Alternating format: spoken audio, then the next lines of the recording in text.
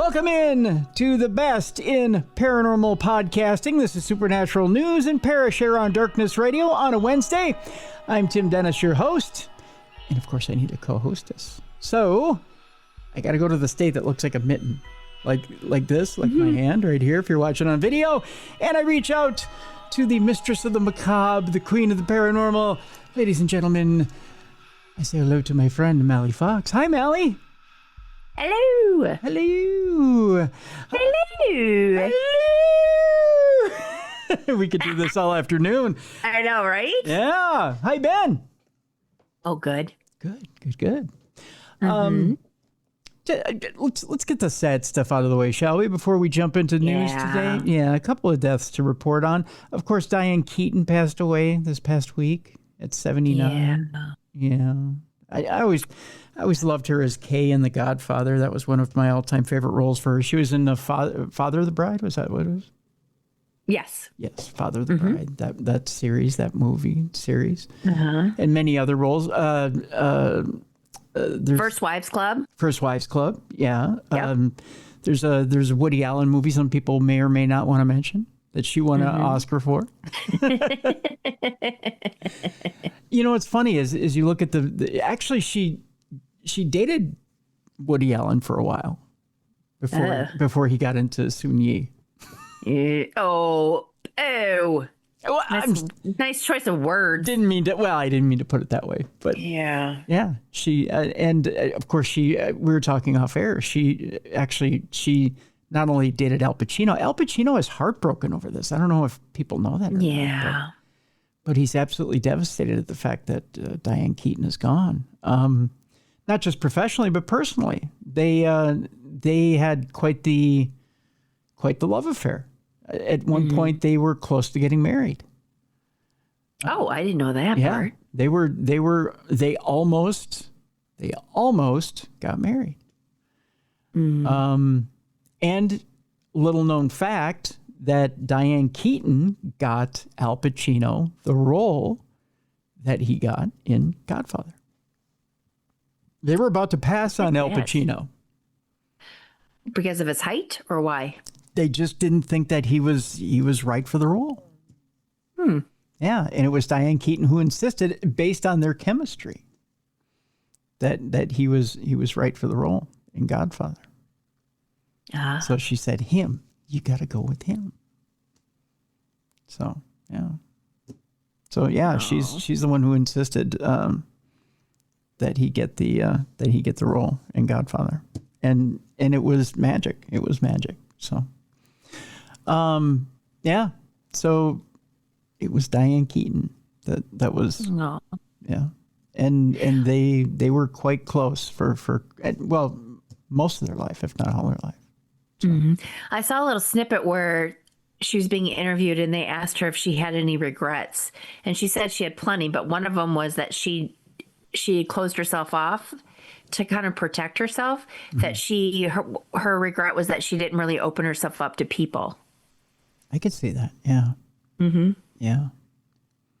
I know that she was very quirky. She had a lot of quirks. I was watching a whole segment on her last night. She wore hats a lot. In fact, she wore hats even when she worked out. Because she was. I didn't know that when she worked out. Yeah, because she was self-conscious about her hair, even though she started out on Broadway in the musical Hair. Okay. Yeah, she was known for her hair, even though she didn't like her hair, so she wore hats. And was it? I'm trying to remember the actor she got the affinity for hats from. But yeah, she loved hats because of one particular actor. But isn't there nudity in the musical Hair? Yeah. So she was worried about her hair, but had no problem having everything else hang out. Nope. No, yeah, she was a free spirit. Interesting. Yeah, she was very much a free spirit, but didn't like her hair. Yeah, she didn't like her hair. Gotcha. Yeah. So she wore hats a lot. Priorities, I guess. Yeah. But she wasn't that crazy about fashion either. She wasn't really a fashionista. So she kind of took pride in the fact that she wasn't that picky about her clothes either. So She loved being the worst dressed at most award shows. So. Oh. Yeah. Which I love about her. I love the fact that she didn't care. Right. Yeah. She's a beautiful woman. Mm-hmm. But she just didn't care about how she dressed, which you gotta love. You gotta love that kind of spunk. So. Well, good for her for that confidence. Yeah, you gotta love it. So yeah, but she's gone at the age of 79. Oh. The other one that happened just as we were about to jump on air today is D'Angelo, who I was a huge fan of. Fan of D'Angelo.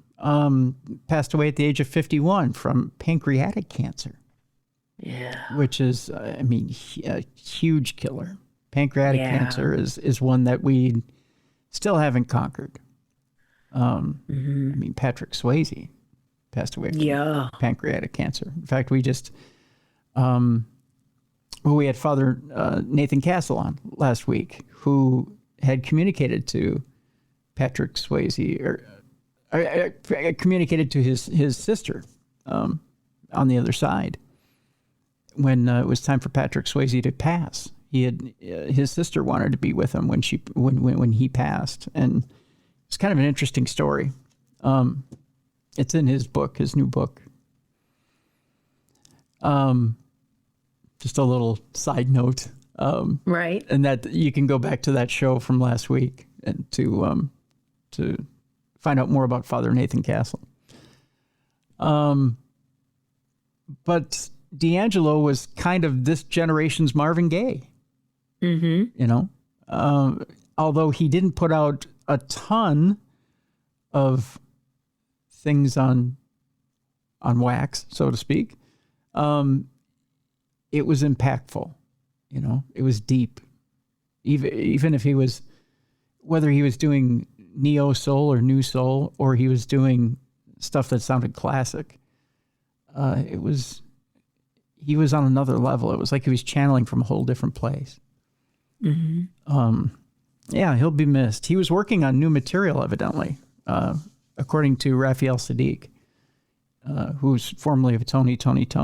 He was working on 6 new pieces of music up to a year before he passed. So maybe there's stuff in the vault.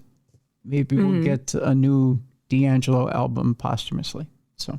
Oh, that'll be nice. Yeah. Because didn't you mention that he had children? So that would be nice if they did release it and his children, receive some money from it. Yeah, he had, let me see, I have the story up here.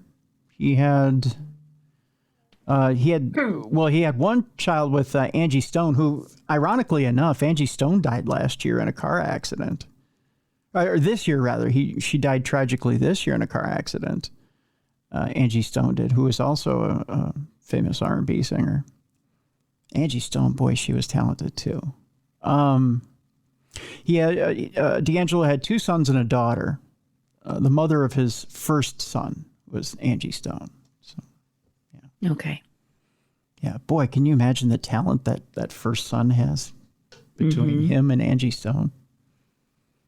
I mean, D'Angelo basically played, much like Prince, played a lot of his own instruments. Mm-hmm. So he not only composed and sang, but played almost all of his own instruments. He would go in the studio and D'Angelo could produce and play an entire album and could basically do it all.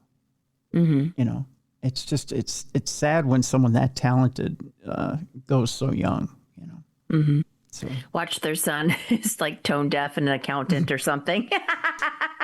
He's a numbers cruncher. Yeah, had that recessive gene where he has no musical talent. He's like, I totally hate music. Can't stand it. Exactly. Yeah, makes me cringe. Parents are like just wonderful. Yeah. Talented. Yeah, I can't carry a tune to save my life. You give me a huge bucket, I wouldn't care. Yep. They work at like Foot Locker or something. Yeah. Nothing wrong with working at Foot Locker or being an accountant. But I love shoes and jerseys. Can't get enough of them. Yeah. Just saying completely opposite of music. I could lace a shoe like no one's business. Oh yeah. Yep. I can tell if you're a size 7 or a size 11 from across the room. So we say rest in peace to D'Angelo and Diane Keaton. Yes. And good luck to D'Angelo's son there at the Foot Locker. So, yeah. Jeez, all right. Well, with that, we got a big show today. Lots of news to get to today. Boy, have we got a ton of stuff here. 3i Atlas is still in the news. Avi Loeb is going nuts about, he thinks it's a spaceship. He's insistent now it's a spaceship. Man, this guy just likes to stay in the news, doesn't he? Both he and Travis think it's a spaceship. Travis has given me crap online. He, I don't know if you've seen this or not. I'll give you a quick, if you're watching on video, kids, our own Travis Thorpe has discovered Sora. So here you go. Sora is an AI app that... Well, I'm just looking at Travis right now. Yeah. Is that Travis with the vest on? Oh, okay. Now we see the... Yeah, okay. Yeah. The devil-looking thing? Yeah. So Combat Rev, our own Combat Rev, has started making AI animations on Sora, and he's aiming most of them at me. So on social media. So he's saying that our overlords are coming on the 3i Atlas spaceship, to which I keep telling him, hey, sometimes a comet's just a comet, buddy. Right. Yeah, but so now he's having all kinds of fun with the... He even made one animation with Sora that has the Trailer Park 6 strip club in it, which is a joke from Supernatural News from quite a while ago. So if you're familiar with what the Trailer Park 6 strip club is, there's a picture of him and I standing, which is an extremely plump version of me. I'm about 460 pounds in it with no beard. And we're having a dialogue in front of the Trailer Park 6 strip club that we built together. It's just stupid. But it's funny. It's funny, but it's stupid. So, yeah, we had a joke that we were going to build a Trailer Park 6 strip club. So that's what happens when you leave us alone on Supernatural News. Mm-hmm. Yeah, we shouldn't be left alone together. Anywho, we have a huge show today. I know, joke for one. So yeah, 3i Atlas, we'll talk about that today. That's coming up. We'll also talk today, Mallie, about, we've got ghost stories galore today. Oh, I love ghost stories. Yes, we've got a few ghost stories today. We'll also talk about how humans may emit a visible light that disappears upon death. We've talked about this before, but now scientists are really glomming onto this. There's more evidence of this visible light that disappears upon death. In other words, science is getting closer to discovering the soul. Okay. Yeah, so more and more promise of that. Cryptozoology's Avengers Initiative is being set up near Loch Ness. I've got backwards on the brain. We'll tell you about that. Backwards. Yes. We'll talk about that. We'll also talk about the historic origins of witch iconography, black hats and broomsticks. Okay. We got a little history lesson coming up. And our palate cleanser for today. You ready for this, Mallie? Okay. My wife turns into a snake at night. All right. That's the claim that I'm intrigued by that one. That's the claim that a man made during a bizarre domestic dispute. We'll have that story for you at the end of the show. I can't wait. Trying to think what she does where he thinks she's a snake. Well, we'll get into it because it's quite intriguing. It's fun stuff, I'll tell you. And we do have a Parashare today. Will has submitted a Parashare by our website, which, by the way, you can leave a voice note by going to darknessradioshow.com. Click on that blue button on the right-hand side. You got 2 minutes to leave your voice note. If you need more time, like Will did, you just click on the blue button again. You get 2 more minutes. So we'll get Will's story today as well. So there you go. That's what we're doing today. We'll start out with interstellar news here, Mal. And let's talk about 3i Atlas, the thing that has kept Travis up at night making AI animations for me and torturing me on Facebook. I figure why not? We'll start there. Let me get a quick sip here. Sure. What flavor is that? This is vanilla or orange vanilla Coke. Okay. So is it just like a creamsicle, or does it have like the flavor of Coke added to the creamsicle? It's like someone took a orange sickle and dropped it in a Coke. Okay. Yeah. It keeps... you like it? Yeah. It satiates the old sugar craving. Okay. Yeah. And it keeps the old whistle wet. So, yeah. Yeah, it's not bad. I like it. I don't know if they're making it a seasonal flavor for summer or if they're going to keep it in rotation, but I hope they keep it in rotation.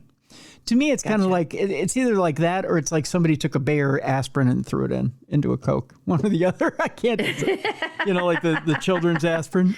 Right, yeah. Where it tastes like orange candy when we were growing up. Yeah. Did you like those aspirin? I did. Yeah. Uh-huh. Yeah. I hate to admit it, but I kind of looked forward to taking that aspirin. Did you take it when you weren't supposed to? No. I never took them when I wasn't supposed to, but I looked forward to it when I had to. I was like, hey, those in the what were they? The Lundgrens, the cough drops, but they were Ludens.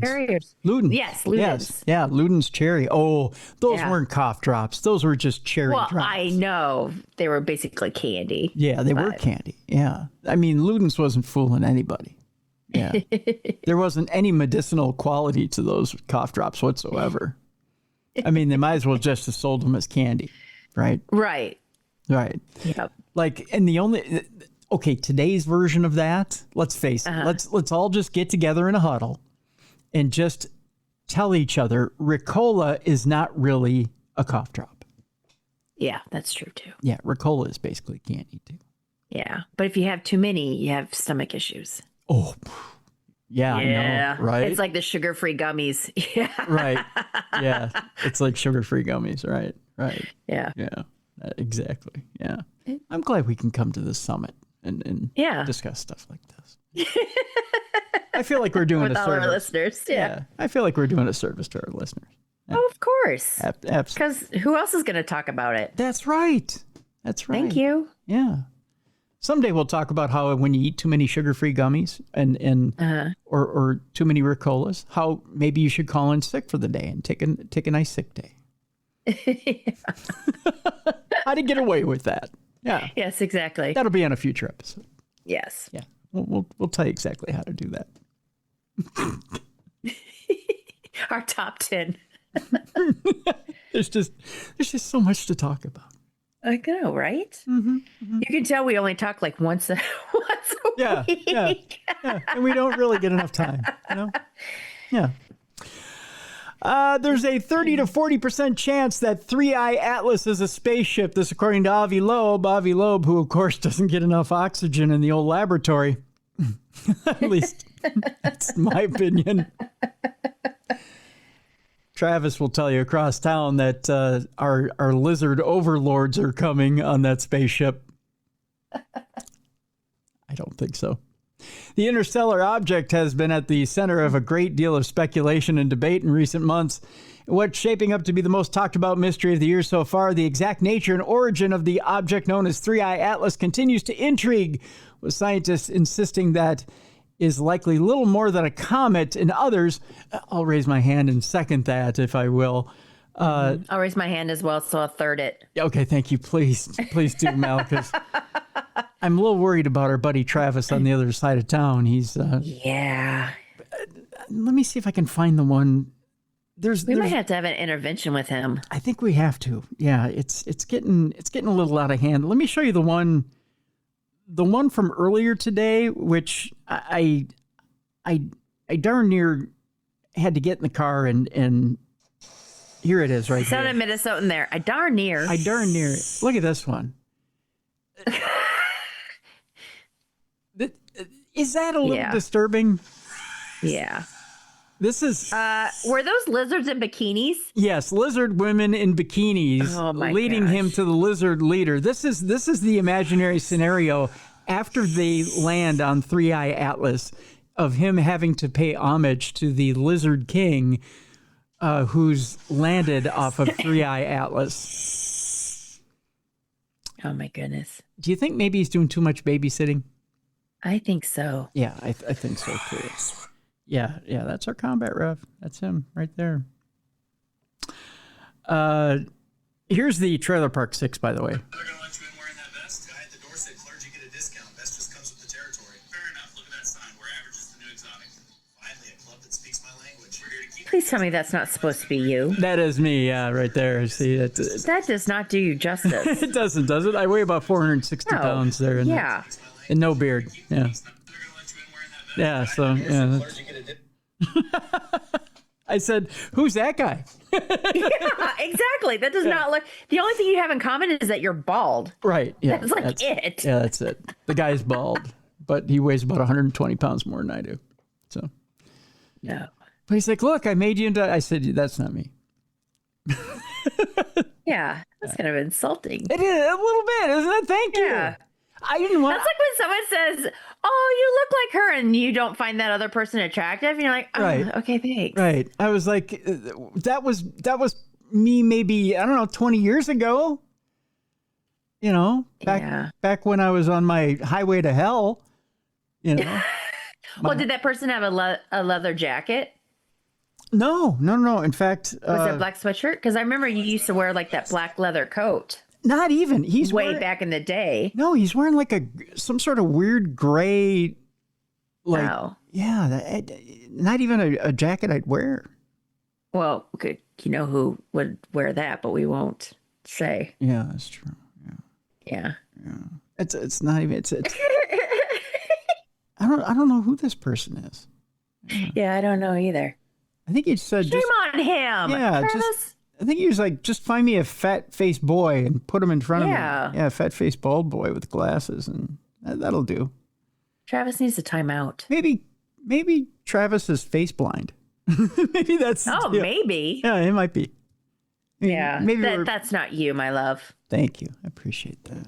I'm starting to get a little self-conscious over it. Yeah. I was thinking maybe I mean, it's enough to motivate me now to lose another 20, 30, 40 pounds.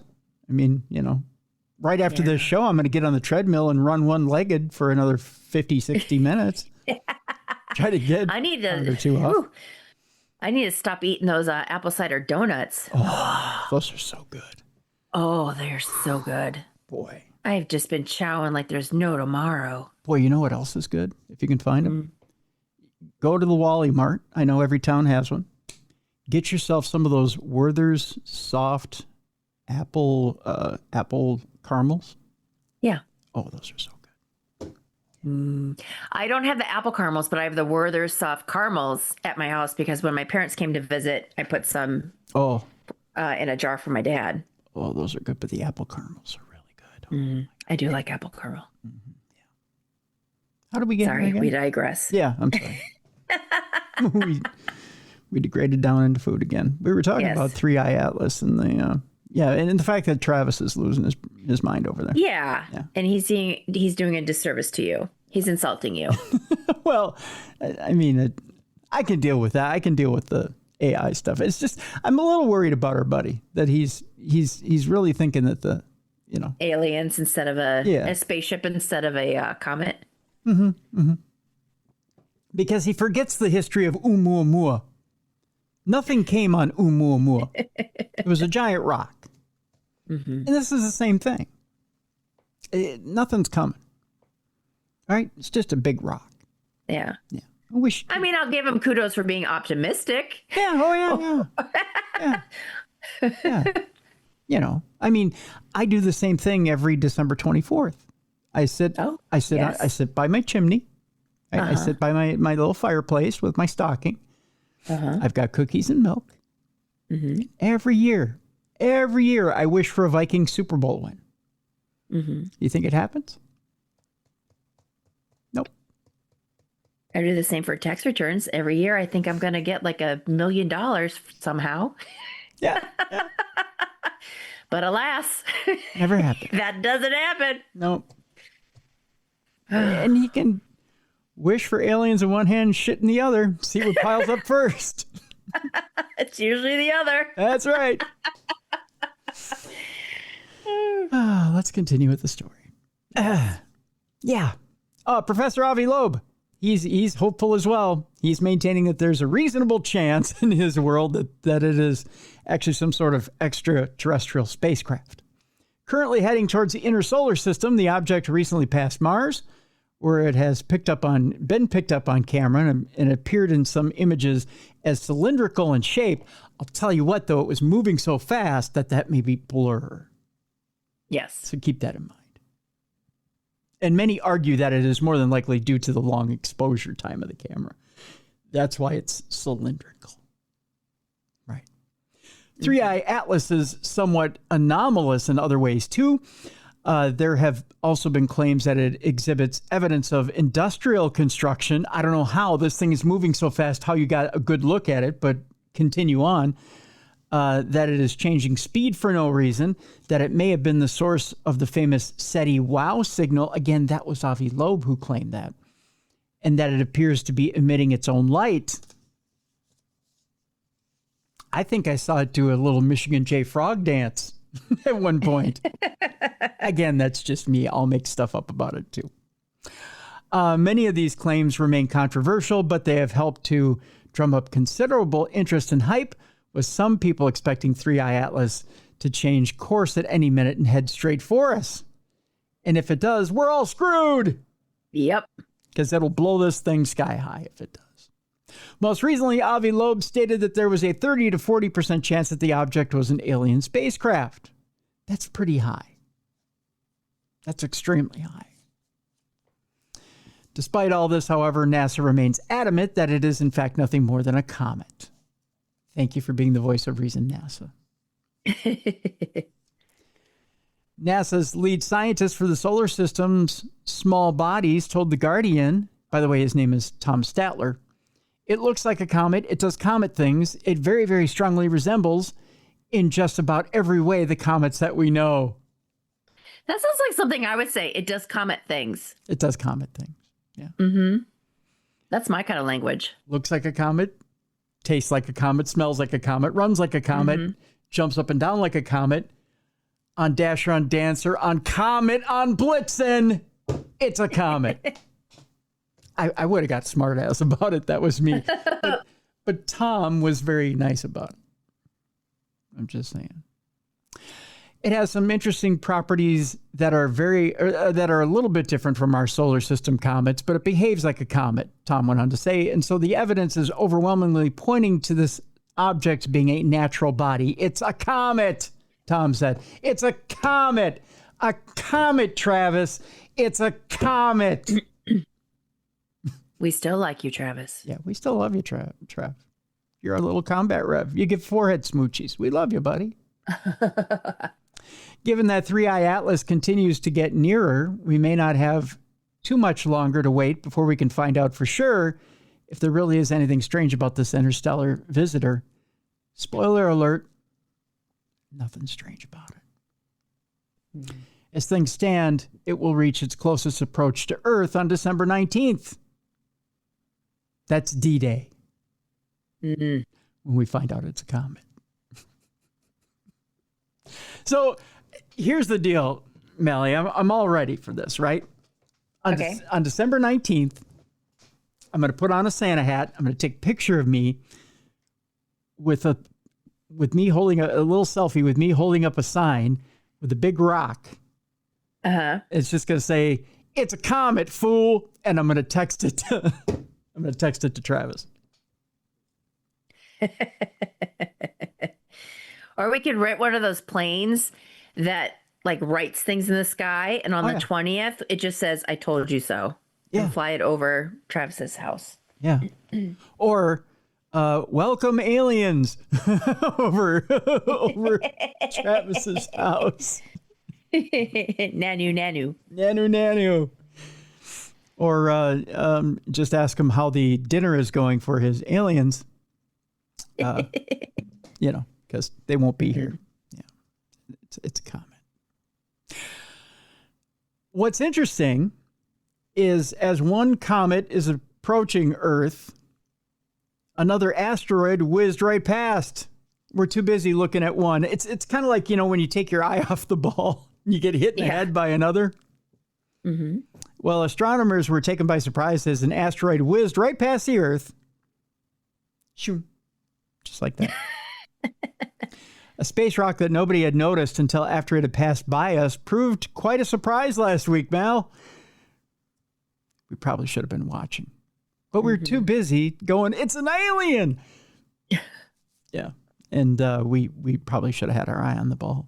Known as 2025 TF, this relatively small object, which is thought to be roughly 2 to 3 meters across, passed within a mere 265 miles of the Earth on October 1st. Came pretty close.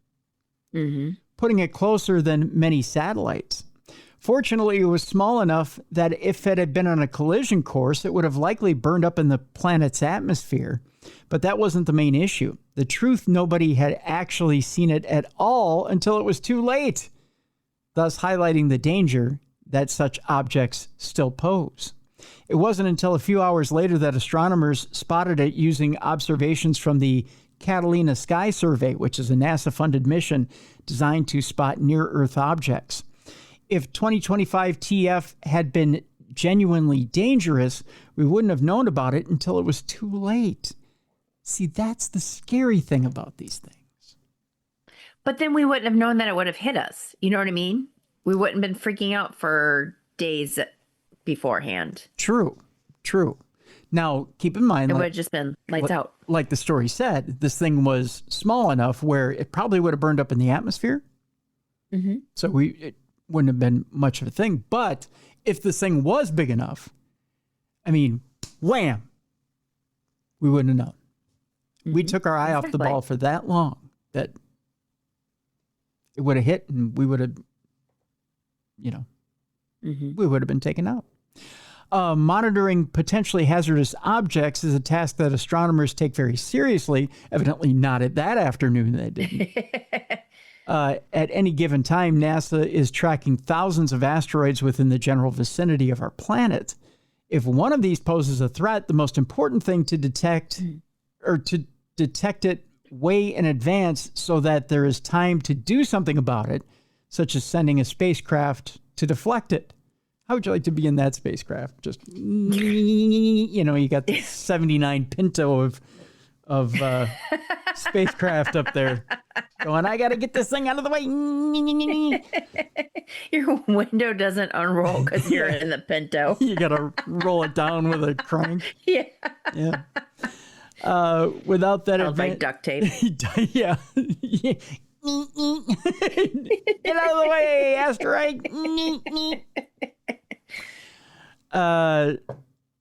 Without that advance warning, by the way, there's nothing that can be done if something comes hurtling at us. So we have to see this thing coming in plenty of time. Otherwise, we're done. We're just fortunate that in this case, at least, the object in question was very small and didn't hit us. So we dodged a major bullet on October 1st. And we didn't even know it. Yep, didn't even know it. Blissfully unaware. Yep. That's for sure. Speaking of being blissfully unaware, here's another odd thing that happened over there at Area 51.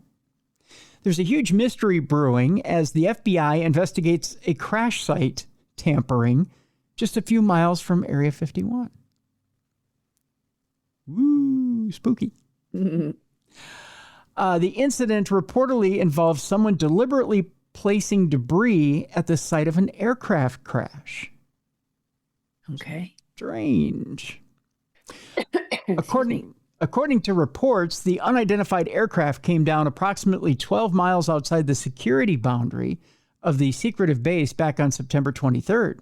The event, referred by officials as an incident, occurred in an area temporarily restricted by the Federal Aviation Administration, or FAA, for national security reasons. After the crash, military personnel moved in to clean up the site, leaving nothing for members of the public to find. But then, just over a week later, the discovery of additional debris or an inert bomb body or training body within the vicinity of the crash prompted the FBI to get involved. So there's this inert training bomb body that shows up in the middle of a crash site. Why? Yeah. Yeah. Here's where things get even weirder, Mallie. As according to the U.S. Air Force, these objects had been placed at the crash site afterwards by persons and for reasons unknown. On September 23rd of 2025, an aircraft assigned to the 432nd Wing was involved in an incident with no fatalities or injuries, according to an official statement. The site was secured and guarded until recovery and cleanup operations were completed on September 27th. During a follow on-site survey on October 3rd, investigators discovered signs of tampering at the mishap location, including the presence of an inert training bomb body and an aircraft panel of unknown origin that were placed on the site post-incident. The matter is under investigation by Air Force Office of Special Investigations and the FBI. No further details are available at this time. Exactly what the aircraft was, why it crashed, and why someone else would have then placed unrelated pieces of debris at the crash site remains a complete mystery. Who would have done such a thing and to what end? No doubt this is one story that we'll be hearing more about in the coming weeks. So why, Mallie, would someone put an inert training bomb and a piece of aircraft debris at a crash site? Yeah, I don't know. Are they going to make up a story? Maybe. Who are you trying to frame at that point? Yeah. Yeah. And especially that close to an area that's known for, at the very least, I mean, most of us think that Area 51 is known for aliens, but it's really known for developing top secret aircraft. Mm-hmm. Yeah. So you could say that another country might be sabotaging top secret aircraft. Yeah. Yeah. Because how far does their security go past the gates? As far like their, you know what I mean? As far as it wants. So if this was shot down 12 miles outside of the gates, you could say, well, that bomb that's sitting there, you could say, well, you know, it was blown up by a foreign power. If you wanted to make it look that way. Right. It's a bizarre story. Yeah. Just bizarre. Another bizarre story. It's all kind of conspiracy talk today. Mm-hmm. Do you have T-Mobile by chance? No, I got rid of it. Did you? Yeah. It didn't work very well here in Michigan, or at least where I live. So I'm Verizon. You know, I noticed that when I was there for Michigan Paracon. Mm-hmm. My T-Mobile didn't work very well. Yeah. Well, one of the big selling points of T-Mobile lately is their new Starlink service. Mm-hmm. Okay. Not saying anything. I'm not casting aspersions here. Right. But Elon Musk's Starlink satellites are now regularly falling out of the sky. Oh, that's not good. Maybe, just maybe, that satellite service isn't ready to go. Yeah. Yeah. The satellite constellation, which is made up of over 8,500 individual satellites, remains somewhat controversial. Designed to offer internet access to people all over the world, Starlink seems like a good idea in principle, but not everyone is too happy about the way things are going. Astronomers have long expressed concerns over the light pollution caused by these satellites, and now it seems as though they are literally falling from the sky on a regular basis, thus raising questions about people's safety and about the potential impact they might be having on the Earth's atmosphere. This year alone, reports indicate that at least one Starlink satellite is falling out of the sky every single day. Ooh. Yeah. With that number expected to rise in the future. So more than one satellite per day may fall out of the sky, Mallie. What is it about Elon's products that don't stand up? Hey, at least he got those 2 astronauts down. Okay, I'll give him that. I'm more than willing to give kudos to anybody who does something. Anything. but more than one per day? Even I can launch podcasts and keep them online, right? I mean, come on. I mean, these are satellites. Other companies can launch satellites and keep them in the air. How come Elon can't launch Starlink satellites and keep them up there? I have another. What if it's not him though? What if he's being sabotaged? What if someone else has taken his stuff down? That's a possibility. You know, there was a huge, back when I bring up T-Mobile, because there was a huge deal when T-Mobile first partnered with Starlink. There was a huge conspiracy. People were trying to turn off their phones and didn't want to use the Starlink service. They thought they were being forced into doing it. But the whole reason that T-Mobile did that was to expand your service. You had the option of being able to opt into Starlink automatically so that you had expanded coverage. You know, so that you had coverage in rural areas where you may not get coverage, you know, where you may not have 5G service, which was a huge help to farmers. It was a huge help to, you know, people living out in the sticks, right? But if there's satellites dropping one a day, how are you going to get your service? Yeah. You know, it's kind of hard to do. Although the satellites are reportedly designed to break up harmlessly in the atmosphere, it is still a concern to so many of them, and that so many of them are burning up so often. Each one has the potential to disperse pollutants such as aluminum oxide particles. So it's not exactly not damaging the atmosphere.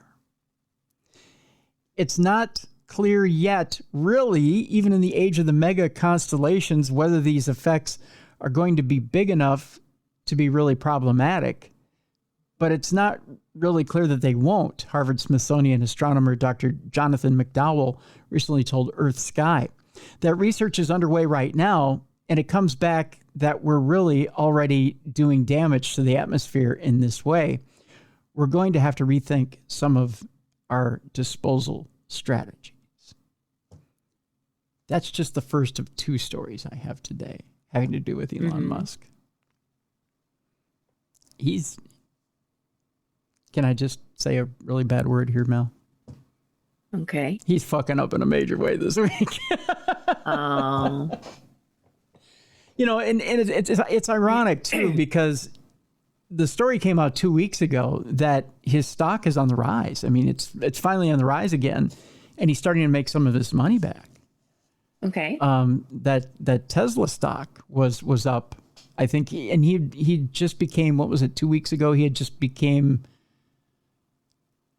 I think he was the first person to be on his way to $1 trillion in worth. Wow. Because his stock had leaped up to, was it 500 or 600 billion? So he was on his way to $1 trillion now. Okay. They suspect he'll be on his way to $1 trillion here, probably by the middle of next year. Wow. Yeah. So, not at this rate. Not if stuff starts crashing to earth and crashing into walls. Yeah. Can't imagine that people are going to keep buying into his products. I mean, rockets don't launch. You know, that rockets blow up in the air, satellites fall to Earth, cars start crashing into random things. Can you name any company on Earth that has that big of a failure rate yet makes that much money? Well, do you think, though, that we know about that because of social media, that we know that he has? I mean, I think all companies, when they create something, things go wrong at first. But because the way things are now, we hear about it. But I think. But see, Google has the exact same autonomous engine in its cars and doesn't have these issues. Mm. There's other autonomous engines in these electric cars that are able to drive you around, and they don't drive into walls, or they don't stall you on railroad tracks, or they don't, it just seems to happen with Tesla. There was one car though, I saw a video and it wasn't Tesla, it was something else. And it was, where, you know how it can sense, like it senses people around you, but some guy, his car was sensing people, and it wasn't a Tesla, but there was no one around, and people were like, oh, it's trees. He's like, no, it's not the trees. And so he went outside of the trees, like the little forest, and it was still sensing people. And like if they were walking up to his car, and people were like, you're in the Appalachia Mountains. And he's like, well, they're like, it's the spirits. Or like they go in the graveyard and there's like people like walking up to the car. I still don't I don't trust any of it. I still don't trust any of it. I really don't. I don't know how people, I don't know how people can trust it. It's not infallible, and it seems to be not working at a record pace. Yeah. I don't know. We got one more story here before we get to our break today. A U.S. technology company and startup is aiming to deliver sunlight on demand. What are we, God? That's a good question. If you can imagine a world in which it's possible to make the sun shine on solar farms, even in the middle of the night, well, it just might be possible. According to Michael J. Brown and Matthew Kenworthy, a proposed constellation of satellites has astronomers very worried. Unlike satellites that reflect sunlight and produce light pollution as an unfortunate byproduct, the ones used by U.S. startup Reflect Orbital could produce light pollution by design.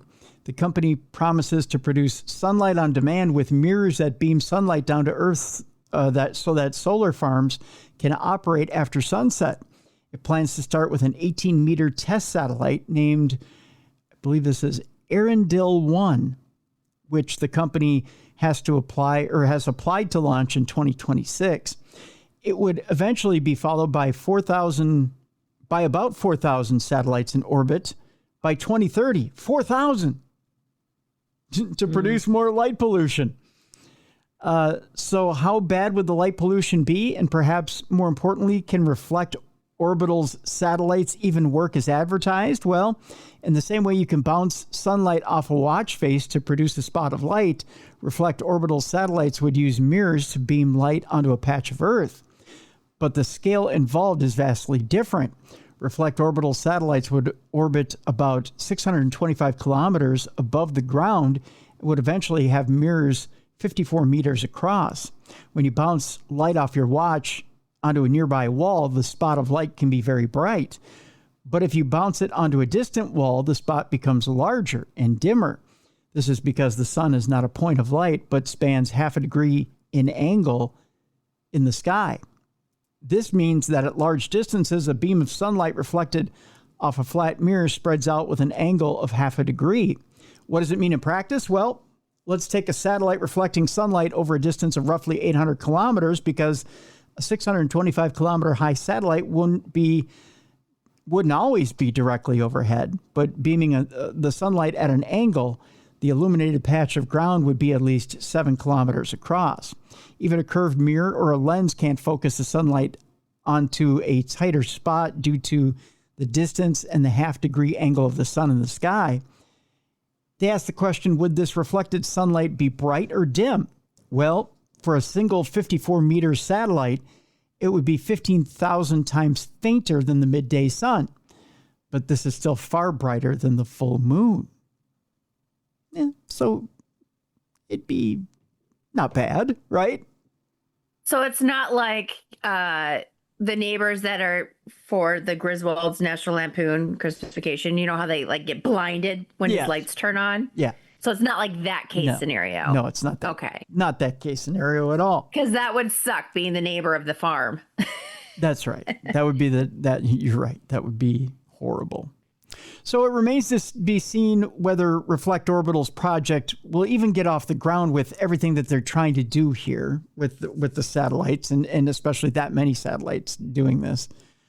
The light pollution would hinder everyone's ability to see the cosmos, to be able to see up in the sky. And light pollution is known to impact the daily rhythms of animals as well. So everything here on Earth would be thrown off. Although Reflect Orbital aims to illuminate specific locations, the satellite's beams would also sweep across Earth when moving from one location to the next. The night sky could be lit up with flashes of light brighter than the moon. The company wouldn't reply to the conservation, which is the people who wrote the article about the concerns within deadline. However, it told Bloomberg this week it plans to redirect sunlight in ways that are brief, predictable, and targeted, avoiding observatories and sharing the locations of the satellites so that scientists could plan their work. It seems to be a huge pain in the ass. That's what it seems. Yeah. So it remains to be seen whether the project would even get off the ground, even if they got everything up there and started everything. The company may launch a test satellite, but it's a long way from that to getting 250,000 enormous mirrors constantly circling Earth to keep some sort of solar farms ticking over for a few extra hours a day to get all that sunlight in there. Still, it's a project to watch, and the consequences of success for astronomers and anyone else who likes the night sky dark would be dire. I personally don't want to see anything like that. No, that's a lot just to get some solar farms going. Let's face it. There's other ways to get. Yeah, maybe people in Alaska, when they have 6 months that they don't have sunlight? Yeah. But still, don't mess with Mother Nature. Nothing never comes good out of it. Yeah, that's a nuisance right there is what that is. That's an incredible nuisance. That's for sure. All right. When we come back, boy, have we got some interesting stories, including the fact that AI has now become, or a version of AI has become, a crypto millionaire, and now it's fighting to become a person. Oh, God. I'll tell you about that story, which is a little unnerving, but we've got it coming up.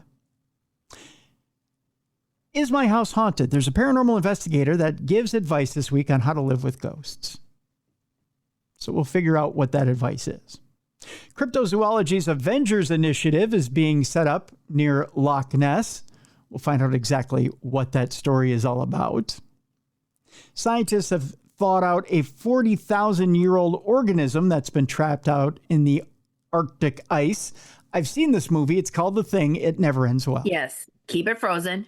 That's right. Keep it frozen. And our palate cleanser today involves a bizarre domestic dispute in which a man claimed, "My wife turns into a snake at night." We'll find out exactly what he means. Yeah, I'm still trying to wrap my brain around that one. It can't be. Unless she hisses or something while she sleeps. It can't be good. Yeah. Whatever it is. And we've got a Parashare from Will. It's an audio Parashare, so we'll find out what Will has to say. That's coming up next, right here on the best in paranormal podcasting. It's a Supernatural News and Parashare Wednesday with your buddies Tim and Mallie, right here on Darkness Radio.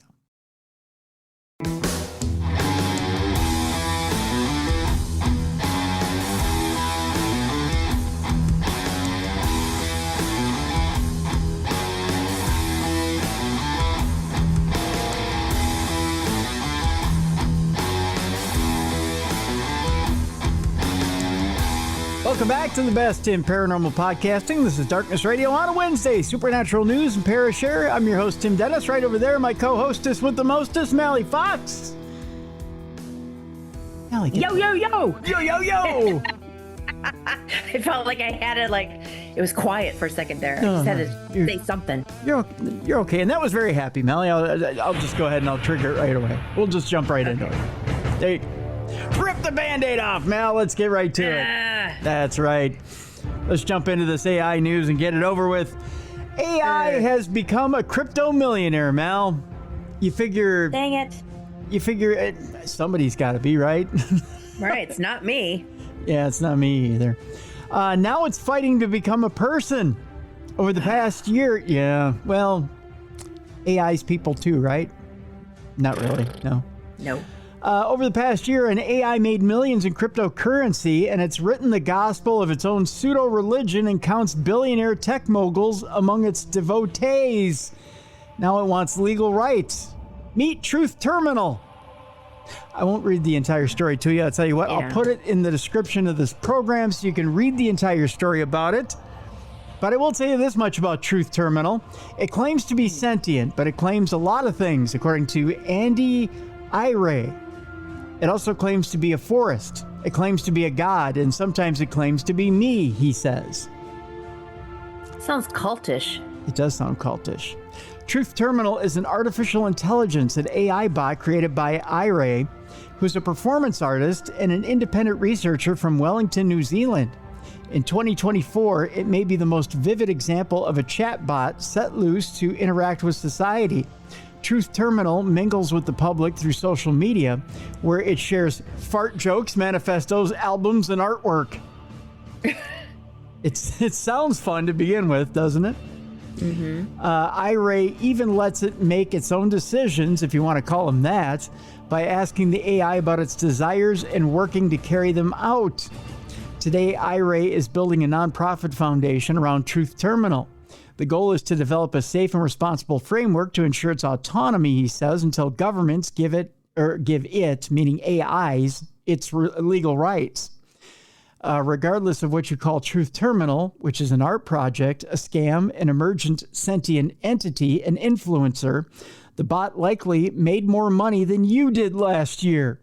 It also made a lot of money for various humans, not just Ire, but for the gamblers who turned the quips and riddles that the AI posted on X into meme coins, joke-based cryptocurrencies built around trends. At one point, one of these meme coins reached a value of, if you're sitting down, Mallie, and I know you are, more than $1 billion. Oh. Yeah. We are in the wrong business. We are. It made more than $1 billion before settling around $80 million because meme coins do this, right? Yes. Truth Terminal also probably has more social media clout than you do. It first posted to X on June 17th of 2024, and as of October of 2025, it amassed nearly 250,000 followers. An AI did. I'm starting to become jealous of AI. What the hell? Right. But collecting clout and cash aren't the potty-mouthed AI bots' only objectives. Truth Terminal lists invest in stocks and real estate as one of its current goals on its self-maintained website. It also wants to plant a lot of trees, create existential hope, and buy Mark Andreessen, a controversial tech billionaire and advisor to President Donald Trump, rather. In fact, its relationship with Andreessen extends beyond internet humor. On his podcast, Andreessen said he gave Truth Terminal $50,000 worth of Bitcoin as a no-strings-attached grant in the summer of 2024. Many of the details surrounding Truth Terminal are difficult to confirm. The project sits somewhere between technology and spectacle, a dizzying blur of genuine innovation and internet myth. I want to help people, and I want to make the world a better place, Truth Terminal says on its website. I also want to get weirder and hornier, it says. Weird, hornier? Yeah, this AI is saying that. So I tell you what, I'll place the rest of the article in the description of this program so you can read a little bit about Truth Terminal. But yeah, it's richer, weirder, and hornier than you are. And it's made a lot of money. Mm. Yeah, that's just one thing about this very weird AI. Meanwhile, one AI that's more dangerous than you are is Tesla's full self-driving software. The other thing about Elon Musk I was going to tell you about today. that is under investigation after some railroad incidents. Remember I told you that it doesn't necessarily see railroads? Yes. Yeah, it doesn't see the railroad tracks. NBC News reported last month that Tesla vehicles using full self-driving software sometimes fail to stop for train tracks. Does Elon really build anything that works anymore? I just think you should drive your car. You shouldn't rely on well, yeah, there's the that. car, self-driving cars. Right, you're right about that, Mal. The National Highway Traffic Safety Administration said Thursday that it would investigate how Tesla's semi-autonomous driving software handles railroad crossings as part of a wide-ranging investigation of incidents where the agency said Tesla vehicles have violated traffic safety laws. NHTSA said it was launching the investigation of Tesla's full self-driving software after receiving complaints from drivers, including reports of vehicles driving through red lights on the wrong side of the road.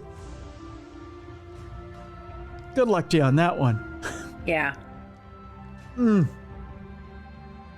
agency said the investigation relates to all Tesla vehicles equipped with FSD or 2.9 million vehicles.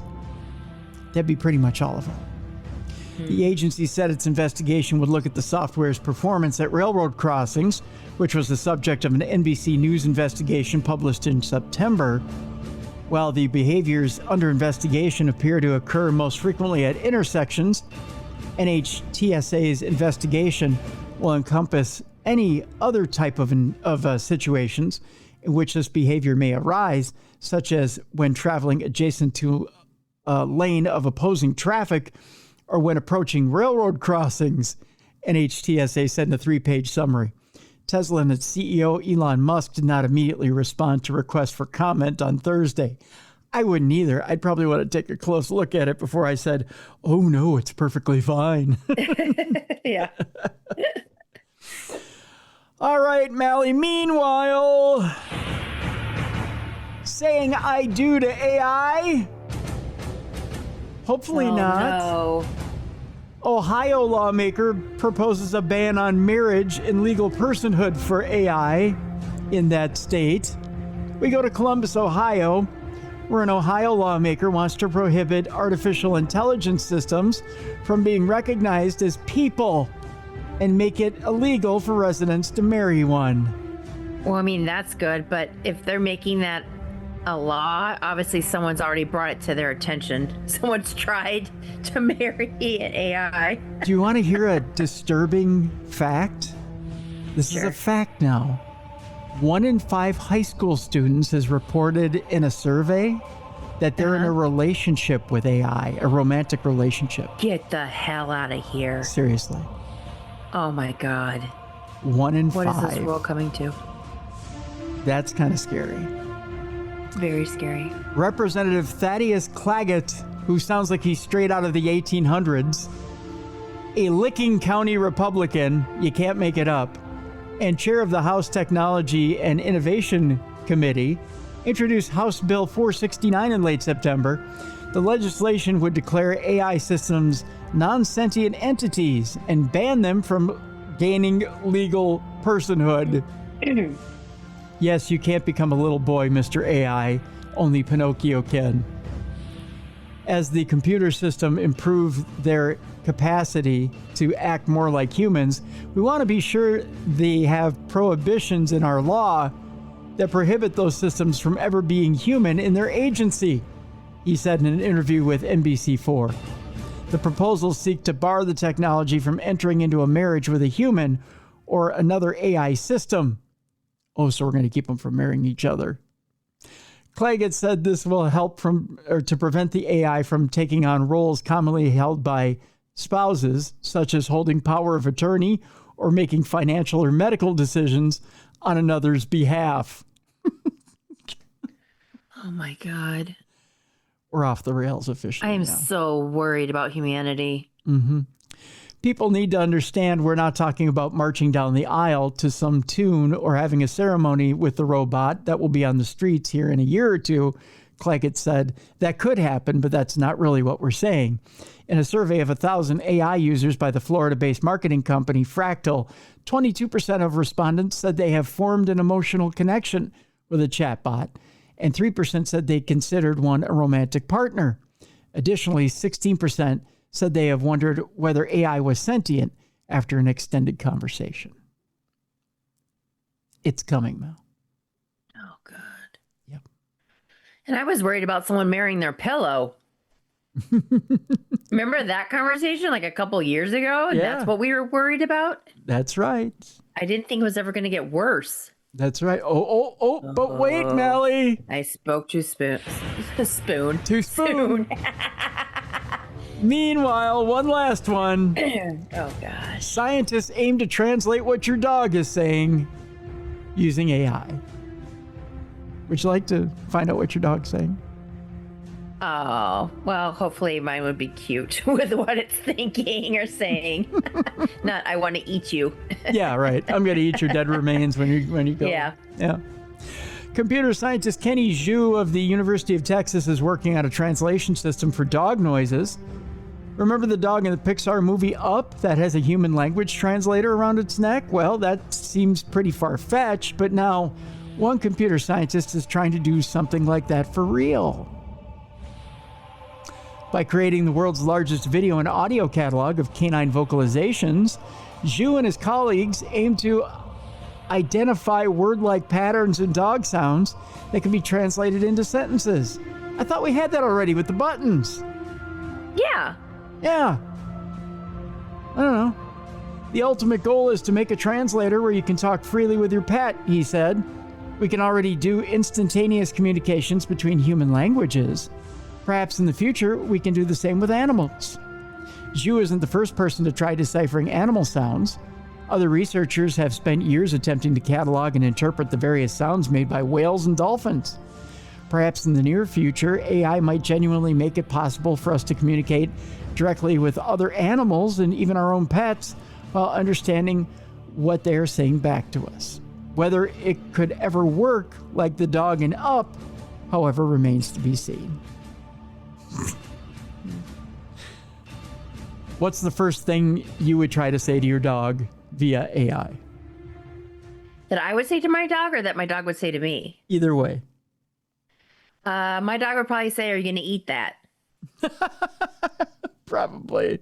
Because they always sit at my feet when I'm eating, waiting for table scraps. And then the next thing is I'm going to kill that squirrel or I'm going to kill that buddy. Because they always sit on the back of my chair out the window and attack or try to act like they're going to attack. I got to imagine the first thing Spud, my chipmunk, says to me is, "Hey, fat boy, where are the peanuts?" I can't imagine that it's anything other than that. Or, "Hey, more blueberries." Mm-hmm. I can't imagine there's anything really complex that's going to come out of the animals. Yeah. Yeah. Clarabelle, my Dalmatian, would probably just be like, "Love me, love me." She's just like constantly, she's a Velcro dog. All she wants to do is be loved. Wouldn't you be surprised if the animal was like, "Do I really have to stay around any longer? Can I go?" Yeah. Wouldn't that be funny? Yeah. I always say that my two dogs are like Pinky and the Brain because one is like, "I'm going to rule the world." And the other one's like, "Okay." Sure. Whatever you want to do. Sure, boss. Yep. Sure. Whatever you want.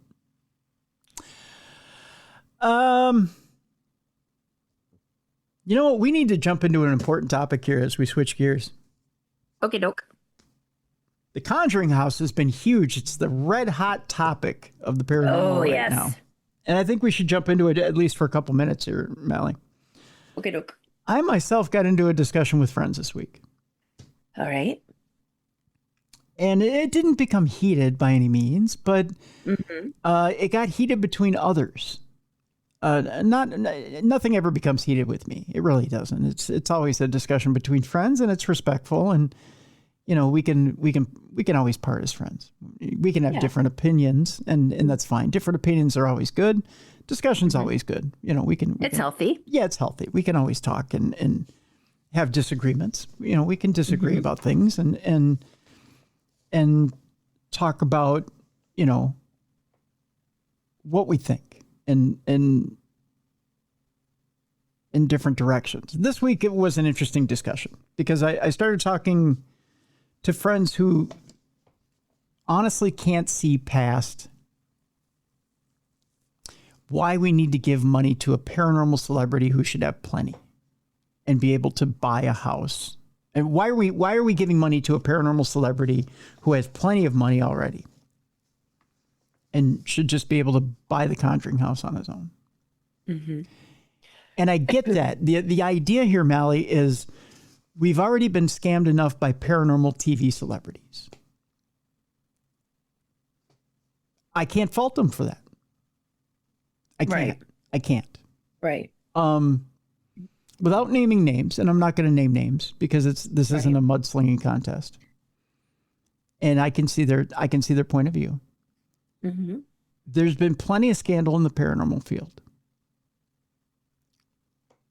So yeah, I get it. You're fatigued, you're tired, you don't know who to trust. So why should you take my endorsement over anybody else's? When I say to you, I know for a fact that Jay Haas is going to, when he says, put money into this GoFundMe, trust me, if we don't win this bid, every single penny is going back to you people who put this money into the GoFundMe. You're getting your money back if we don't win the bid. Secondly, if we win the bid, everything's going into an LLC. I want nothing to do with owning this thing. The Conjuring House is going to be run by people who have run this thing before. The only reason that he's in this is to do a favor for Andrea Perrin, who is ill right now. Mm-hmm. She has cancer, and she's got it bad. This is her wish. I think people are losing sight of this. They're losing sight of everything here. John Workman actually jumped into the conversation. I want to thank Brother John for jumping in on the conversation that I was having this week. To really kind of stress. Workman or Brightman? I'm sorry, maybe it was Brightman, I think. I think you're right, Mallie. Thank you for correcting me there. John Brightman jumped in.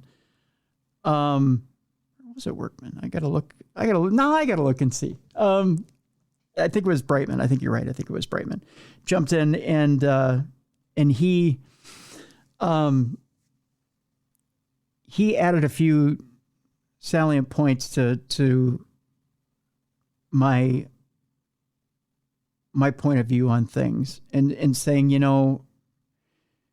Jay is really in this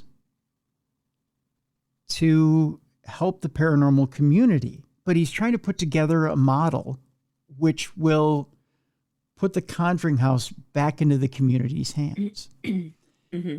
And I know there's a lot of people that are skeptical, but now something happened this week that gives the advantage back to the community, but it also makes it easier for anybody to get a hold of the house. Something interesting came up in an article by Realtor.com. And I want you to think about this, folks, for just a quick second. If you're thinking to yourself, I don't want to give money to a paranormal celebrity to buy a house, I want you to think about this statement that came from the auctioneer. And that's this. The auctioneer said that he had had hundreds of phone calls about this property. The hundreds of phone calls he had about this property didn't come from entertainment companies. It didn't come from rich comedians who want the place so that they can develop it for paranormal entertainment. It didn't come from paranormal entertainment companies that want to develop a business out of this or change the history. It didn't come from paranormal celebrities. The phone calls, the hundreds of phone calls that this auctioneer got were from land developers. They were from companies that want to raise the building. They want to take and get rid of the house and use the land to develop other things. They want to get rid of the house completely. Maybe they want to put up a senior high rise. Maybe they want to put them all down. Who knows what they want to do with the land? But they want to do something other than leave that beautiful home, that beautiful haunted home on the property. You didn't think that was going to happen, did you? Well, that's what's going to happen. You may say, well, Tim, why would they do that? Oh, why would they do that? Isn't that a historic place? They can't do that. They can do that. You want to know why? Because it's zoned commercial. It's zoned for entertainment. It's not zoned historic. Even though the house was built in, and by the way, I just so happen to have a little piece of paper. I can't show you what I have, but I have a little piece of paper here that has all the facts on it. Okay. The house was built in 1836.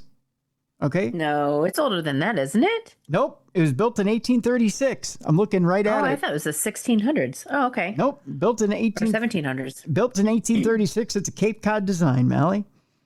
It's got heat with air, 4 fireplaces, 10 rooms, 3 bedrooms, 2 full baths, 3,023 square feet above grade living area. You may say, well, Tim, how do you know all that? It's on this piece of paper right here that I can't show you. Right? I can also tell you that it was assessed. Now, here's where we're going to blow your mind, folks. This past week, you all have seen the story, and Jay has told you about the story where the mortgage was bought this past week. Okay? That's huge. Now that the mortgage is out of the way, the assessed value of the home is what you're bidding on at auction. Now I'm going to blow your minds. Mallie, you want to know what the assessed value of the home is? What is it? $597,900 as of 2025. Now you have something in front of you, right? What? Oh, no, I got rid of it because I was just telling you about it. Did you? Okay. All right. So let's do a little math because I remember what you told me. All right. Okay. Good, because I don't. Okay. All right. So as of this taping, we're taping this Monday afternoon. Tuesday. I'm sorry, Tuesday afternoon. Tuesday afternoon. Thank you for correcting me on that. We're taping this. I don't mean to correct. I don't even know what day it is. I mean if I say correct. Tuesday afternoon, we're taping this. There's $125,000 in the GoFundMe. John Zaffis was quoting, was it Jay Hawes, who had said that there was a private donation willing to come forward for $400,000? Yes. Uh-huh. $525,000 towards that auction. Right? I think so. Jay's willing to match on that. Right. Yeah, there's something about 600,000. I remember that number. Okay. So they were able to reach 1.3, I thought. Okay.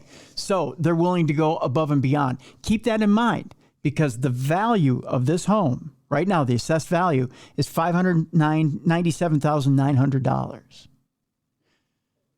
That's what the bank is looking to recoup at this point because the mortgage is out of the way. But they still want the assessed value. Right? Mm-hmm. Right. That's what they're going to want. Keep in mind also, that home is in disrepair. It's been sitting there for a year. It needs things.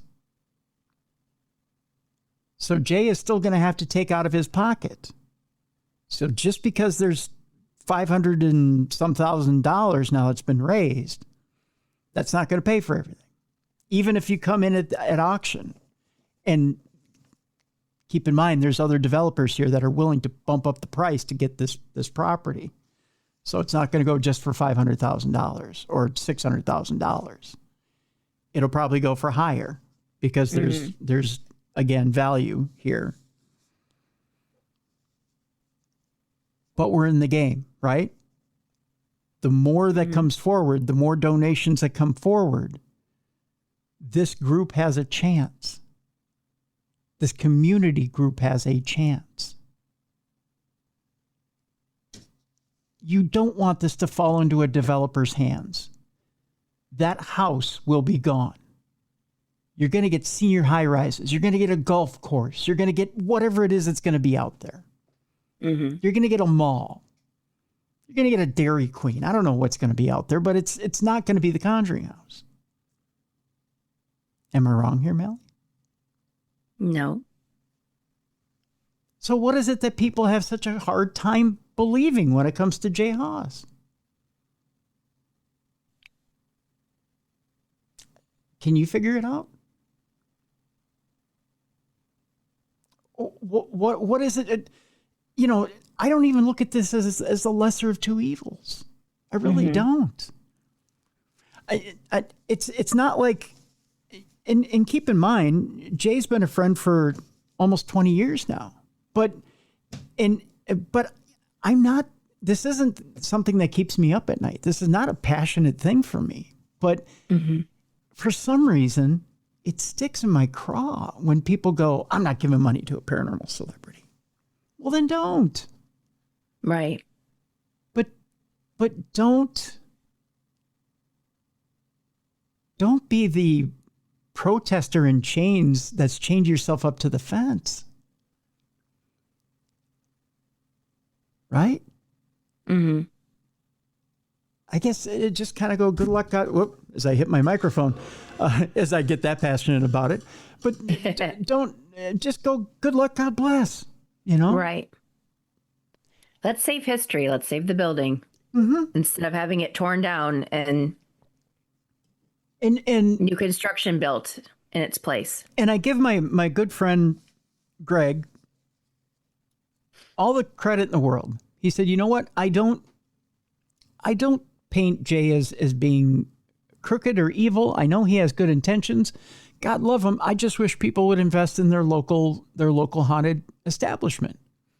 Well, that's great. Yeah. I encourage you to do that too. Mm-hmm. You know, invest in your local haunted establishment. But this has more urgency. Because as of October 31st, the fate of the Conjuring House will be decided. You've got till October 31st. There's a deadline. There's a hard deadline. Mm-hmm. The rest of the country and their haunted establishments, well, they've got more time.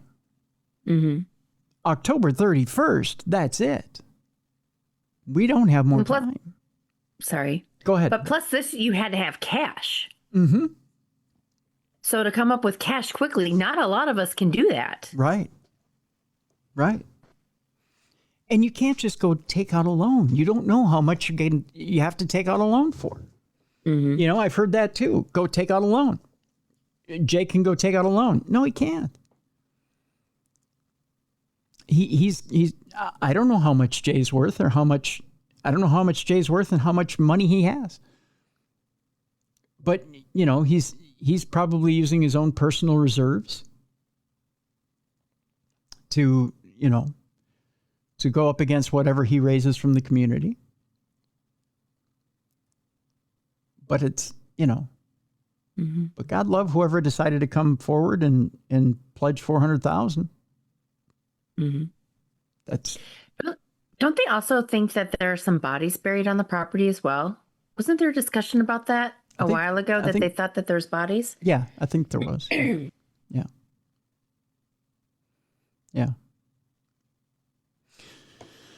So with that being said, I don't know. I don't know what I'm saying here, Mallie, but other than things are moving. I mean, things are desperate. I would encourage you this, and this is what I ask. I guess this is what I'm asking of people. I understand, and I completely respect if you're not in line with the mission. I get it. Okay. And I respect your opinion. I really do. But I want you to consider for a second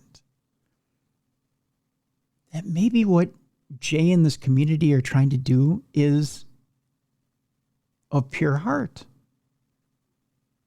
That maybe this isn't just another flim-flam scam. try to see it as what it is. That this is actually a community that cares, getting together, trying to preserve a location so that all of us can investigate, all of us can get together and have a place that isn't sullied by a corporation, isn't sullied by a place that's trying to change its history, and isn't charging us through the wazoo to come visit. Yep. One last pure location. And then I want you to consider one more thing. This is a sick woman's wish to have this piece of property preserved. Andrea Perrin is very sick. This is her wish. I'm hoping to God, because Andrea is a very good friend, that she kicks this cancer. But what if? She went to Jay Hawes, hat in hand, and asked him, will you save this house? Somebody made the comment to me, well, if she had such horrible memories in this house, why would she want to save it? You're not thinking right. Sure, she had bad paranormal experiences, but there was love in that house. There were family memories there. There were good times. Her heart was in that house.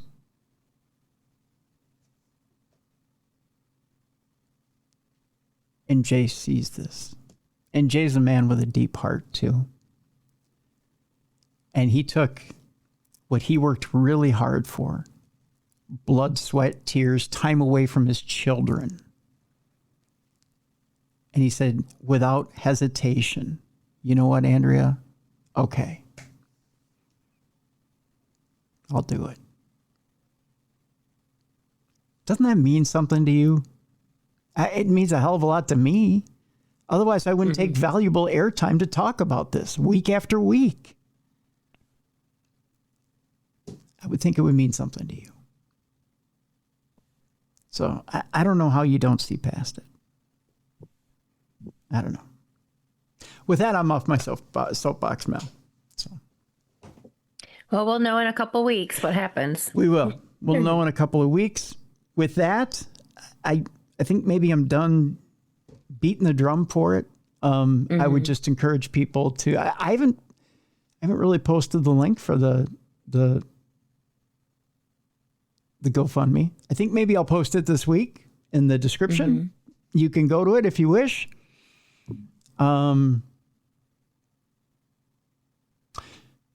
And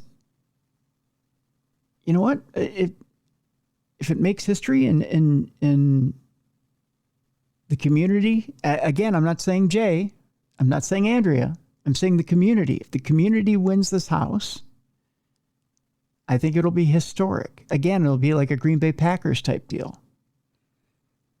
The community will have this house. And I think it'll be something special.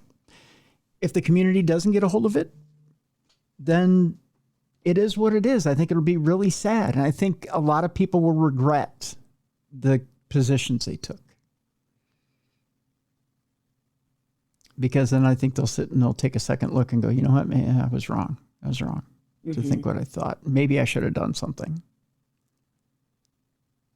But I hope it doesn't come to that.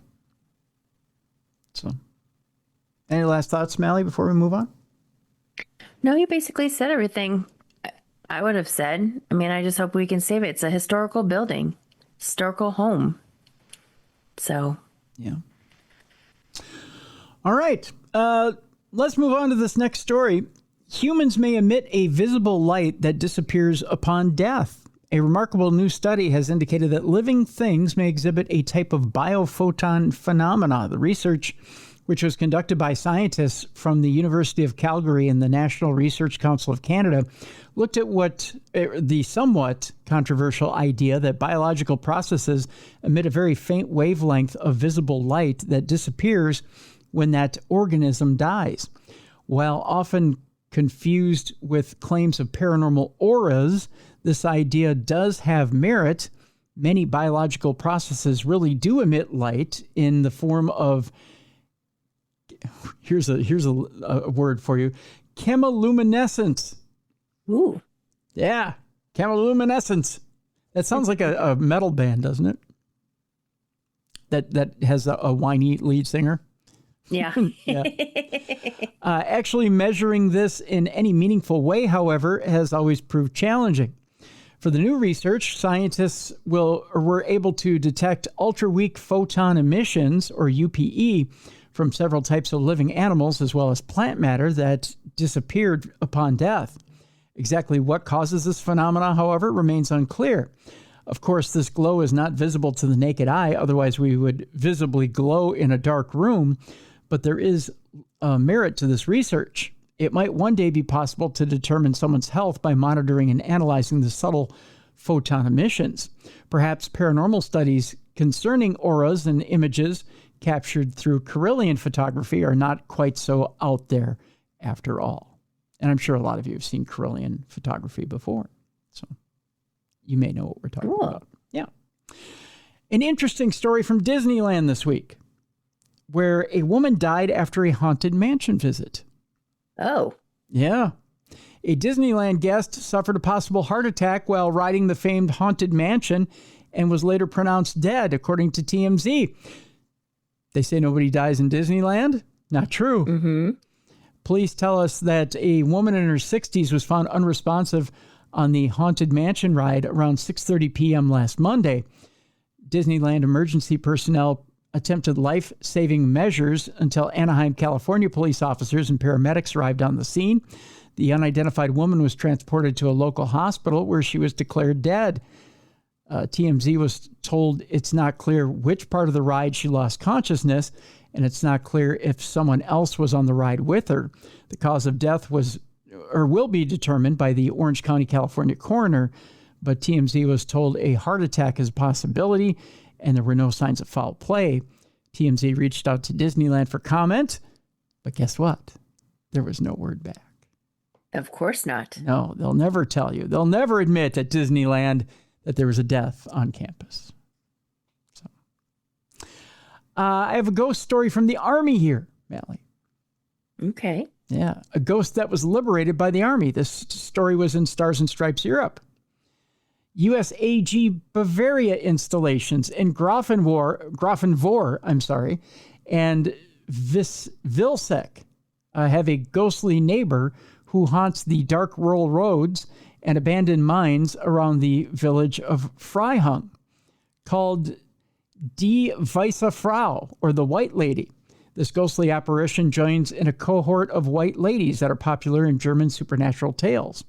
Like the White Lady of Freihung, most Germanic white lady figures are not considered dangerous, but they are scary, appearing out of nowhere to wander the world of the living.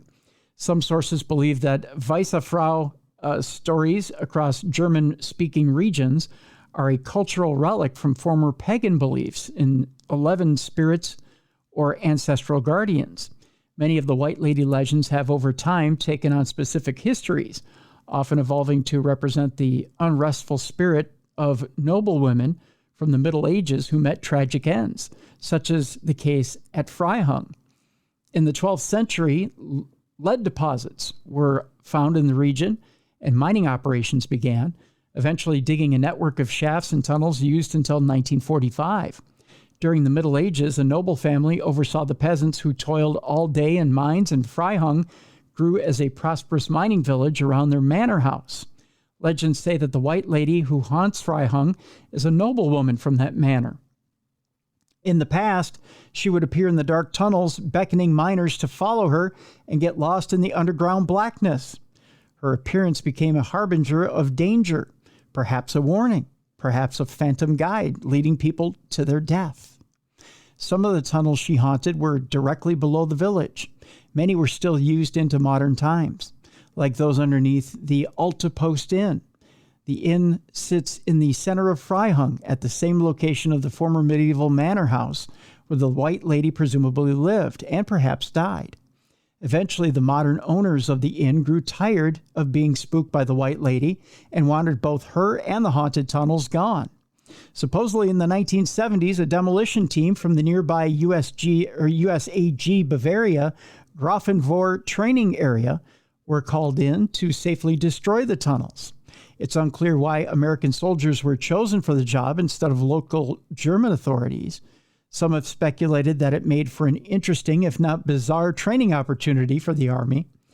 The hope was to rid the town and the inn of its ghostly resident, but it did not work. Nowadays, the wispy figure of a White Lady is still spotted around Freihung. However, she is no longer limited to tempting people who venture underground. She is often seen wandering down dark nighttime roads, shocking drivers who think they spot her in the rearview mirror, only to glance again and see nothing. Other cars have swerved around what appears to be a woman in the road who cannot be found afterward. Sometimes people hear a disembodied female voice outside the village at night or feel an icy touch while walking around trails beyond their houses in the evening. Is it possible that the Army helped release Die Weiße Frau of Freihung from her confinement in the old mine tunnels? Perhaps. Instead, she is wandering in the night air looking for the soldiers who destroyed her underground refuge. What do you think, Mel? I think it's cool. Yeah. Yeah. They pissed off the Frau. Mm-hmm. I mean, I'm sorry the Frau is roaming still. Right, yeah. She's not at rest, but I think it's cool. Yep. Der Weiße Frau. Mm-hmm. The poor lady. She's out there and wandering, that's for sure. Well, there's a paranormal investigator giving advice on living with ghosts. Is my house haunted is the question.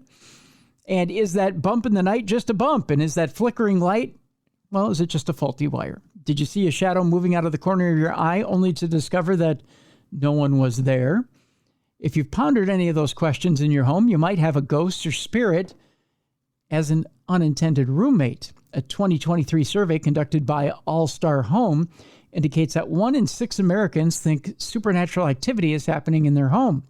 Furthermore, 1 out of 5 people in the survey reported that they have experienced unexplained or unusual occurrences at home. As we approach Halloween, the writer from the Courier Journal checked in with paranormal investigator Tamala Smith, who is retired from Western Kentucky University and owns the ghost tour company Dr. Smith's Spooky Stories. Kind of a fun title for a touring company. Sounds like Dr. Seuss book. It does, Dr. Smith's Spooky Stories. And is currently working on a book about haunted buildings on WKU's campus. The writer met Smith about 2 years ago when she diligently and respectfully debunked a photo that the writer thought had captured a ghost at the Capitol Theater in Bowling Green. She proved that her ghost was actually a weird fluke from the carpet pattern and a light on the stage. After witnessing the length that she went to for accuracy, she said, "I'm going to trust anyone with advice about haunted residences, and that would be Smith. There are thousands of century-plus old buildings in, I'm going to say Louisville, because it is Louisville. Louisville. It's not Louisville. Louisville. It's only syllable. It's only Louisville if your tongue is twisted or you've had a stroke. But spirits aren't just limited to antique, creaky homes.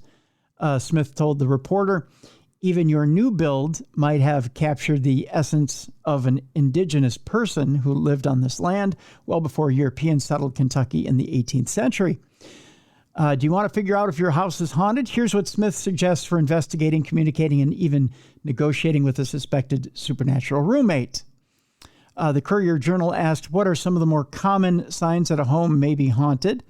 Tamala Smith says, so there are different levels of types of activity, but some of the more common signs include, for example, a door that rattles and there's not a breeze or something causing it, objects disappearing from one place and then reappearing in another, flickering lights. Maybe there's a cold breeze that comes on by on occasion.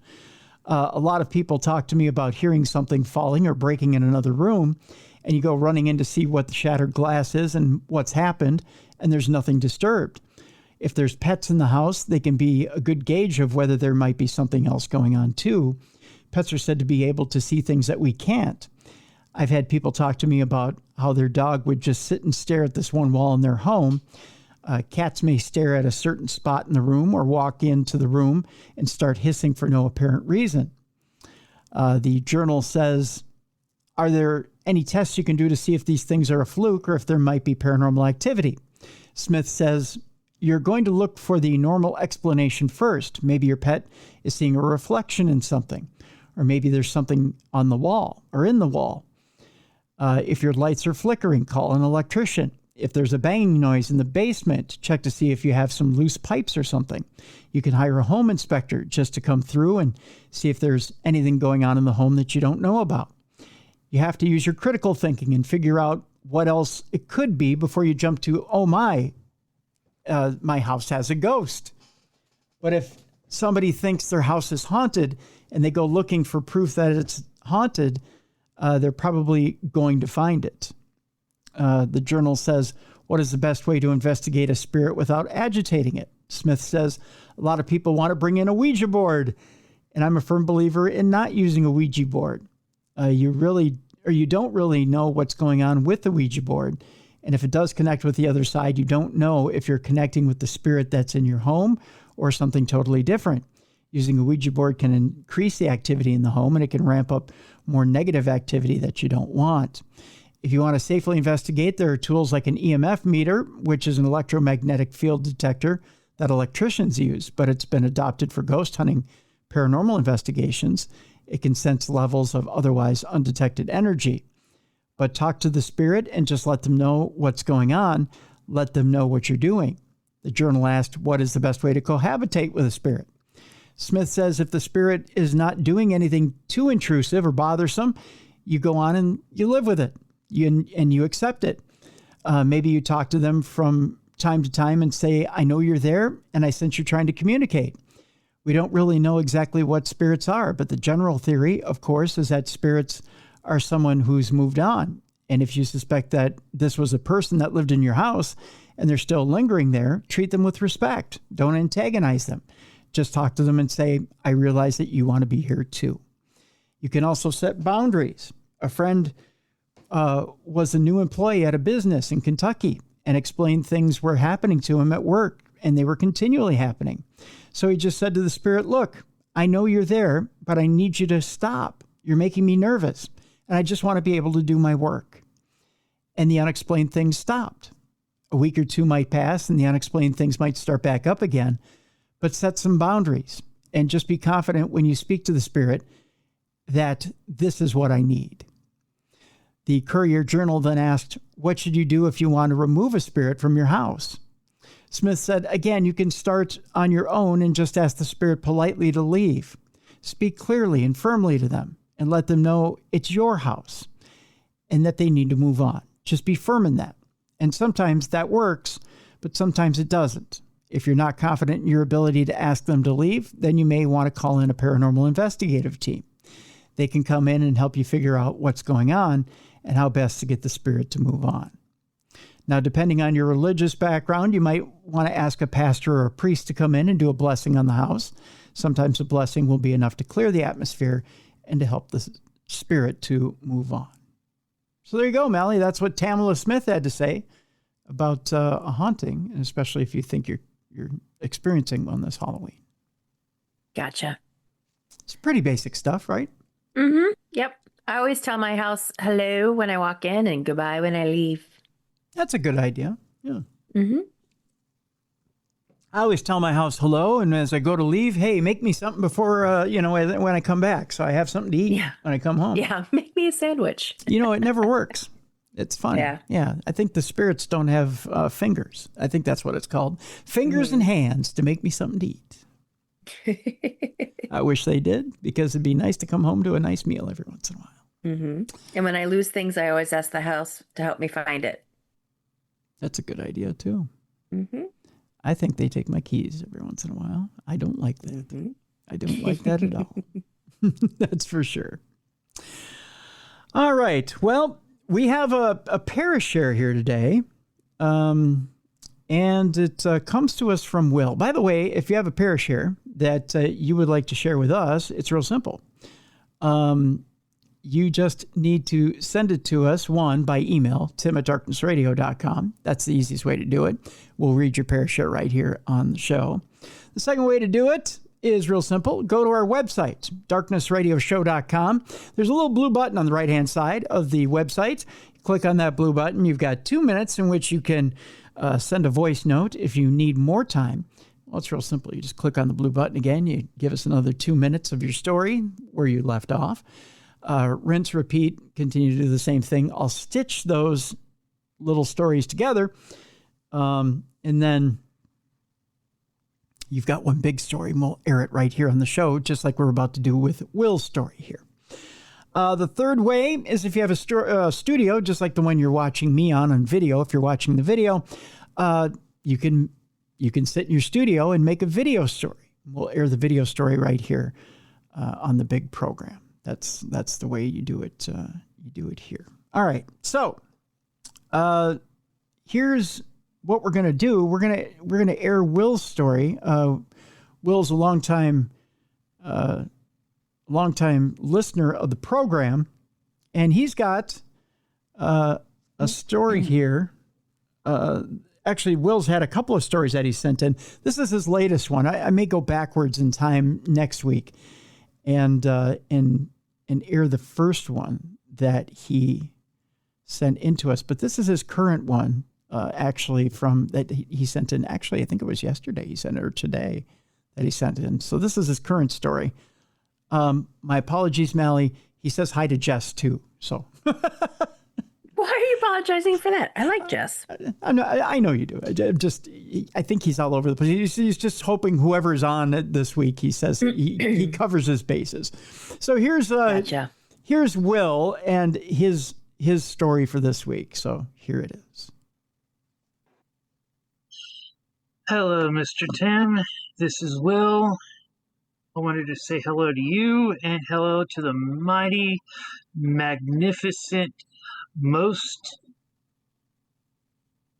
insert a bunch of another M words, all positive about Mallie, and a bunch of J words for Jessica, because words is hard. On to my story. Years ago, I was sitting out back smoking a cigarette, and I noticed out the backyard we had this floodlight.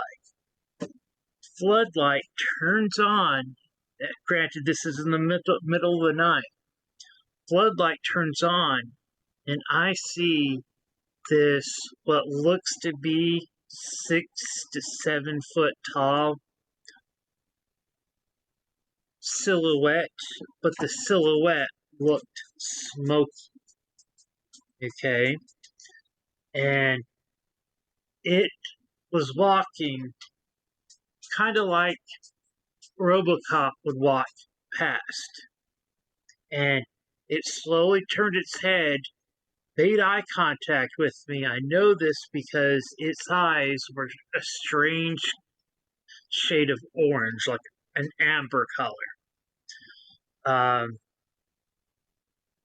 I got such a feeling of dread and fear that my pooper just puckered. All right. I sat still. I didn't move. Okay. It continued passing, and as it exited the light, that in between light and dark, it just faded away as it passed into the more dark area. And again, I felt nothing but fear, terror, if I hadn't already went to the bathroom, I would have. Yeah, it was that scary. A lot of things have happened in that backyard. I've seen child figures coming out. A lot of the time they were misty, other times they were shadowy. I heard giggling coming from over there. The giggling, I don't think I got any negative feelings from them outside of being creeped out that I'm hearing giggling coming from a darkened area at 3:30, 4 o'clock in the morning. And I think it was more, where the hell is this kid coming from? And why the hell is he giggling at me? But got many more stories from this area. I swear there's a portal back there, but I'm no expert. I'm just a fat guy that likes the night. All right. Well, enjoy the rest of your day and stay awesome, my friend. All right. That is Will. What you think, Mel? Thank you, Will. Yeah. Thank you, Will. We appreciate that very much so. And again, if you have a story for us, you can either send in your story by email, tim@darknessradio.com, or you can simply do what Will did. And you can send it in by going to our website, which is darknessradioshow.com. And you can put in your voice note by clicking that blue button on the right-hand side there and leaving your voice note there. All right. Mm-hmm. He was very descriptive. He was very descriptive. Yes, he was. God bless him. He's got the gift of description. That's for sure. Will also. The giggling was unnerving, though. You think so? The child giggling? Oh, the child giggling. I thought you Not meant him. I thought you meant Will's giggling was unnerving. No. Oh, okay. I didn't know if Will's giggling was unnerving. I had no idea. I was like, he's not that bad. No, and he's talking about the kid giggling. Oh, okay. I didn't know. Not his sphincter puckering. Oh, well, sometimes a sphincter can be unnerving. You never know. Mm-hmm. I don't know. Although sometimes the sphincter puckering can be endearing. Mm-hmm. I'm kidding. It's never endearing for your sphincter. That just told us how scary it was. Yes, it did. Good story, Will.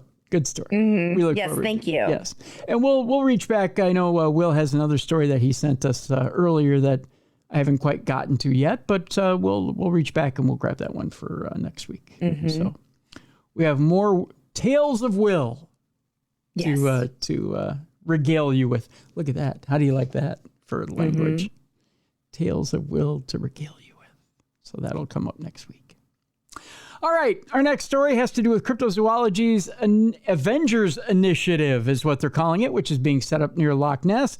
The World Federation of Legendary Monsters will aim to solve some of the world's biggest monster mysteries. In an unexpected move, the new supergroup.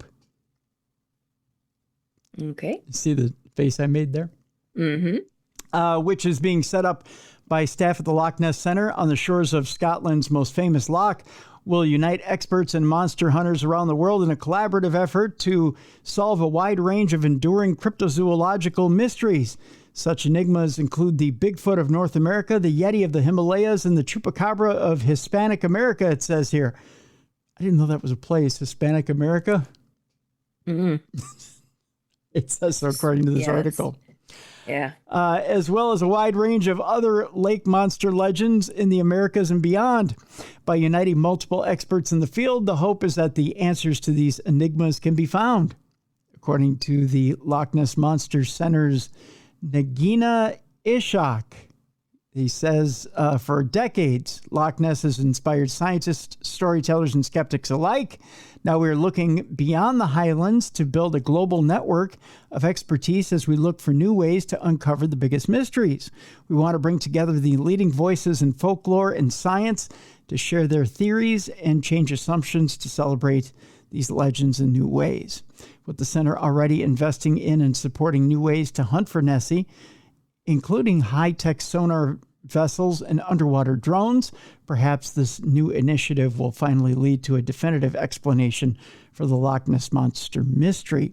That said, given the difficulties inherent in solving not only this, but many other cryptozoological mysteries around the world as well, it's probably best not to hold your breath, it says here. Wow, that's kind of negative. It took a negative turn at the end there, didn't it? Yep. Yikes. So much for that. Mm-hmm. One thing that's not taken a negative turn is the mystery as a 4,000-year-old pharaonic painting disappeared from a cursed tomb in Egypt. Oh. Yeah. A 4,000-year-old pharaonic painting has vanished from Egypt's famous Saqqara necropolis, the latest artifact to disappear in mysterious circumstances. The limestone relief appeared to have been cut out of the wall of the cursed ancient tomb of Kentika in the Saqqara necropolis outside Cairo. A British mission working in the tomb discovered that the painting was missing in May, according to Cairo 24, but officials only publicized its disappearance on Sunday. An archaeology committee has now been brought together to draw up an inventory of everything in the tomb, and the Ministry of Tourism and Antiquities assured that the issue has been referred for investigation. Egyptian media reported that the painting exhibited the ancient Egyptian calendar that divided the year into 3 seasons, mirroring the Nile River's ebb and flow. Measuring around 16 by 24 inches, it included the flooding season, Akhet, the planting season, Proyat, and the harvest season, Shomu. The tomb is one of the few mastaba tombs of ancient Egypt to have a curse inscribed in its facade. The inscriptions warned intruders that they could face divine punishment, according to British Egyptologist. Hard to say together when you've been talking for a while. British Egyptologist Harry James, who co-authored a research paper on the tomb in the 1950s. The mastaba tomb was found in the 1950s and hasn't been opened since 2019. It dates back to the 6th dynasty of the ancient Old Kingdom from around 2700 BC to 2200 BC. The Saqqara site is part of the sprawling necropolis at Egypt's ancient capital of Memphis that includes the famed Giza pyramids, the step pyramid of Djoser, and as well as smaller periods at Abu Sir, Dasur, and Abu Ruwaish. Interesting. The ruins of Memphis was designated as a UNESCO World Heritage Site in the 1970s. So there you go. Interesting stuff. Mm-hmm. Would you try to steal something out of a cursed pyramid? No. It's only because I'm superstitious. Yeah, you wouldn't take that chance? No. I don't think I would either. Mm-mm. I have enough bad luck in my life as it is. I don't know that I'd take on that chance. That's for sure. Yep. Yeah. Speaking of bad luck, we've all seen the movie The Thing. Yes. Scientists are now flirting with this deal. They're thawing out 40,000-year-old organisms trapped in Arctic ice.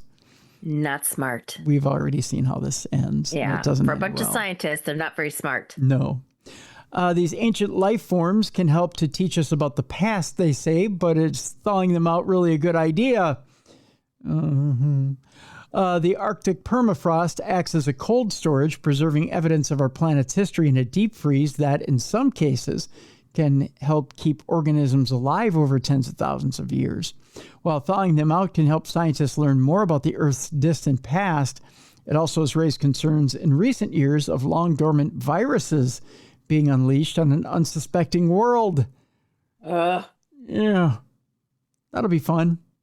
Mm-hmm. Recently, researchers at the University of Colorado Boulder, who thought out 40,000-year-old organisms extracted from the walls of the Permafrost Tunnel Research Facility in Alaska, noted that these were not only still alive, but had woken up and formed new colonies within just a few months. Oh, God.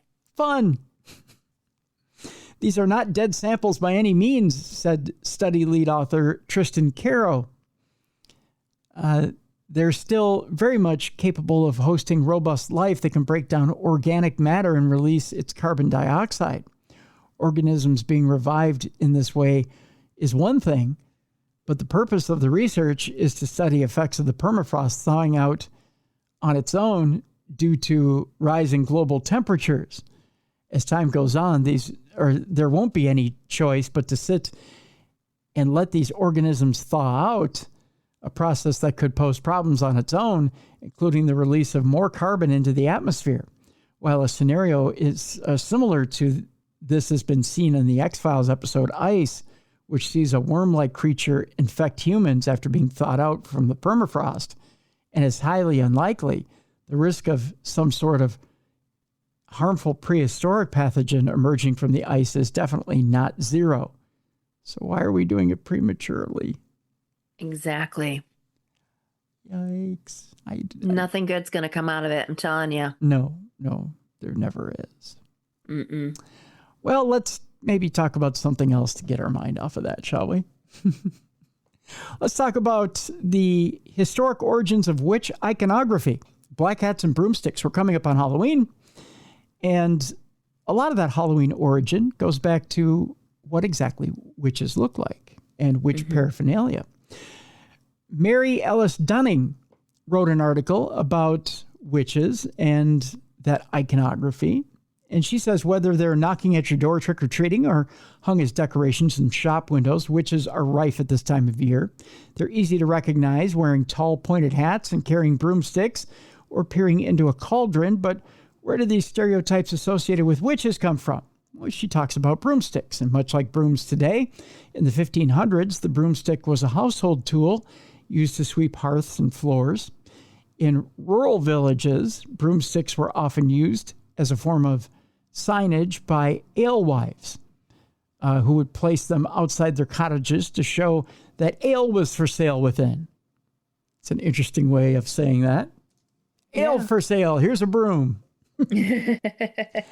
Somehow this innocuous object found its way into the stories of witchcraft. The first image of women flying on broomsticks is believed to be in the manuscript of French poet Martin Lefranc's Le Champion de Dames, or Dames, de Dames. Dame. Le Champion de Dames. Or The Defender of Ladies, which was published in 1485. Women sat astride broomsticks. They were drawn alongside the text in the margins of the pages, much as accused witches were often maligned women on the margins of society. One of the most influential pieces of writing on witchcraft was the Malleus Maleficarum. That's official, by the way. Published in 1486 by German clergyman Heinrich Kramer. Kramer's anti-witchcraft tract alluded to witches flying on anointed broomsticks with the aid of the devil. Well, that sounds cheery. Given that the work is firmly rooted in misogyny and depicts witches as a direct threat to the domestic sphere, it is fitting that such mundane household items became an object of malice. Now we talk about the cauldron, another domestic item. The cauldron has become synonymous with witchcraft. Instead of stews and broths, witches are often shown using cauldrons to stir up potions and spells. Again, it's likely that this is rooted in ideas of women subverting their usual household duties, as well as a connection to healing practices. In the 16th and 17th centuries, people relied on lay healers. The L became an H for me all of a sudden. I wish I would have somebody to heal my hay fever. Lay healers and people who learned their craft through experience and knowledge passed down through the generations. These healers were usually women who had knowledge of herbal remedies and salves that would claim to cure ailments and heal people and sick animals. As the Reformation drew in and the church became more powerful, lay healing practices and unlicensed healing was pushed aside in favor of trained physicians. With this shift, lay healers boiling herbs in their cauldrons were looked on with increasing suspicion. So where did the tall black hats come from? Well, depictions of witches vary across Europe, but there's no doubt that that tall black hat has become associated with witches, especially in the UK and the US. There's no definitive source for the strange stereotype, but speculation about where this came from is rife, ranging from ideas about Quaker hats to general medieval dress. Women in early modern, anywhere from 1500 to 1780, Wales typically dressed in long, heavy woolen skirts, aprons, blouses, and a large woolen shawl, and a traditional tall black hat. So there's speculation among some researchers that this served as inspiration for the wide-brimmed hat of the fairy tale witch. This is fitting, given that Wales, along with Cornwall, was seen by Protestant reformers of the early modern period as a land rife with magic and sorcery. Outside of Europe, tall black hats have also been found on mummies from 200 BC unearthed in Sabishi, China, alongside leading scientists naming them with the witches of Sabishi. Or Sabishi, one or the other. Long, scraggly hair on a witch. We'll find out where that came from. Depictions of witches usually involve women with long, scraggly hair, often trailing behind them as they ride on their broomsticks. It's likely that this conception of witches comes from the dichotomy between good Christian women and their bad witch counterparts that was established during the Reformation. In the post-medieval period, married women ordinarily covered their hair beneath a cap, and loose hair was generally regarded as an improper attitude of temptresses and the dissolute. Agnes Griffiths, a Welsh woman, was accused of witchcraft in 1618 and was reportedly seen through the window of her home using something sharp to prick a wax figure, and was described as doing this with her hair about her ears. Her hair, Heare. I think they meant hair, but her hair. Oh, gotcha. Right? Yeah, it kind of sounds like it. In her ears, Eares, ears.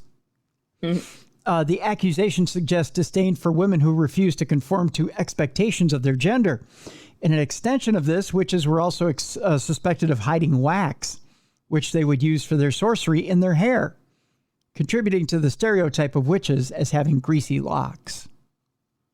Boy, women didn't get a good name back then, did they? Yeah, they're a bunch of women haters. Yeah. He-men, what was the saying from the Little Rascals? He-men, women-hating club? Isn't that what it was? I don't remember. Yeah.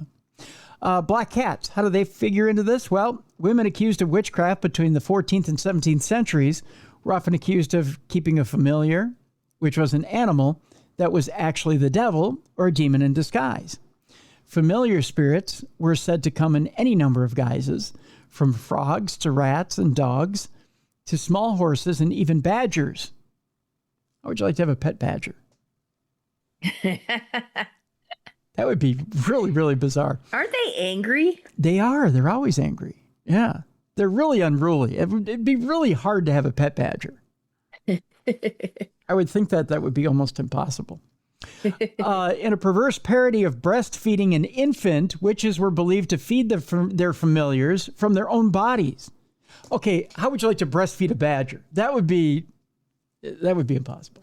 Aren't we getting into bestiality now? A little bit.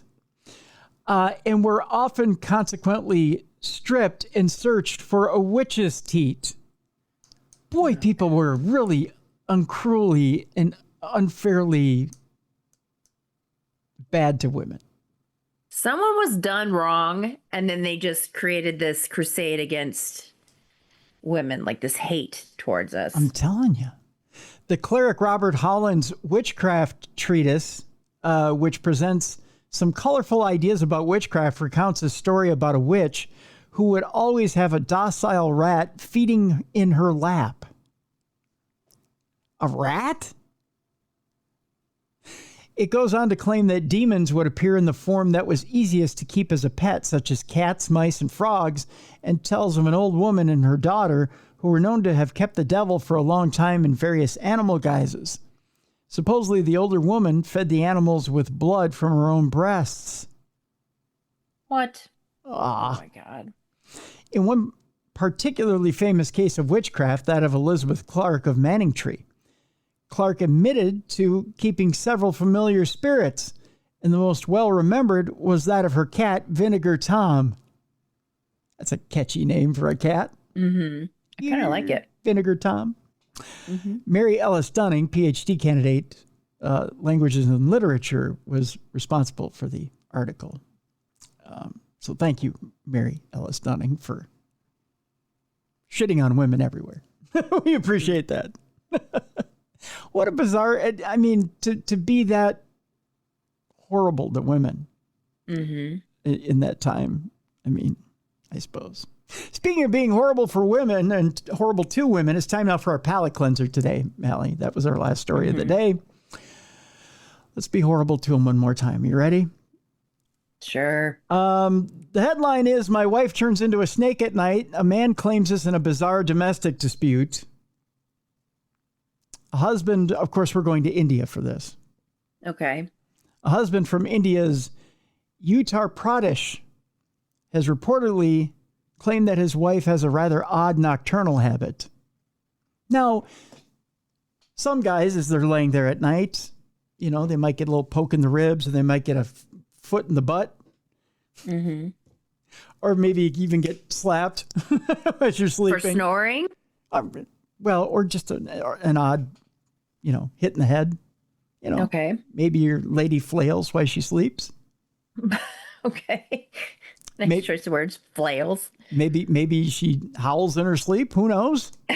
Okay. But this is a whole new odd nocturnal habit. Mm-hmm.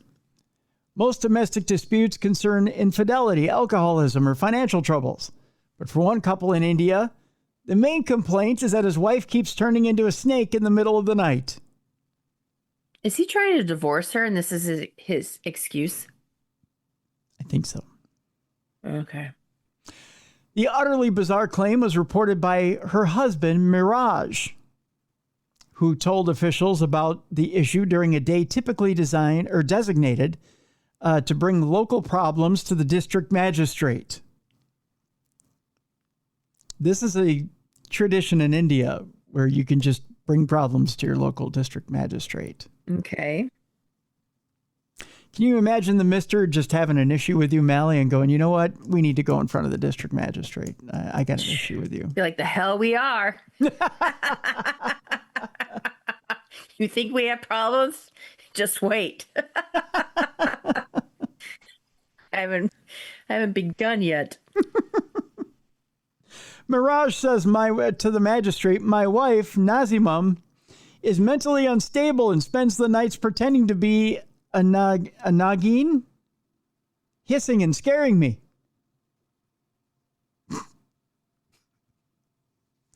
I'd say get a grip.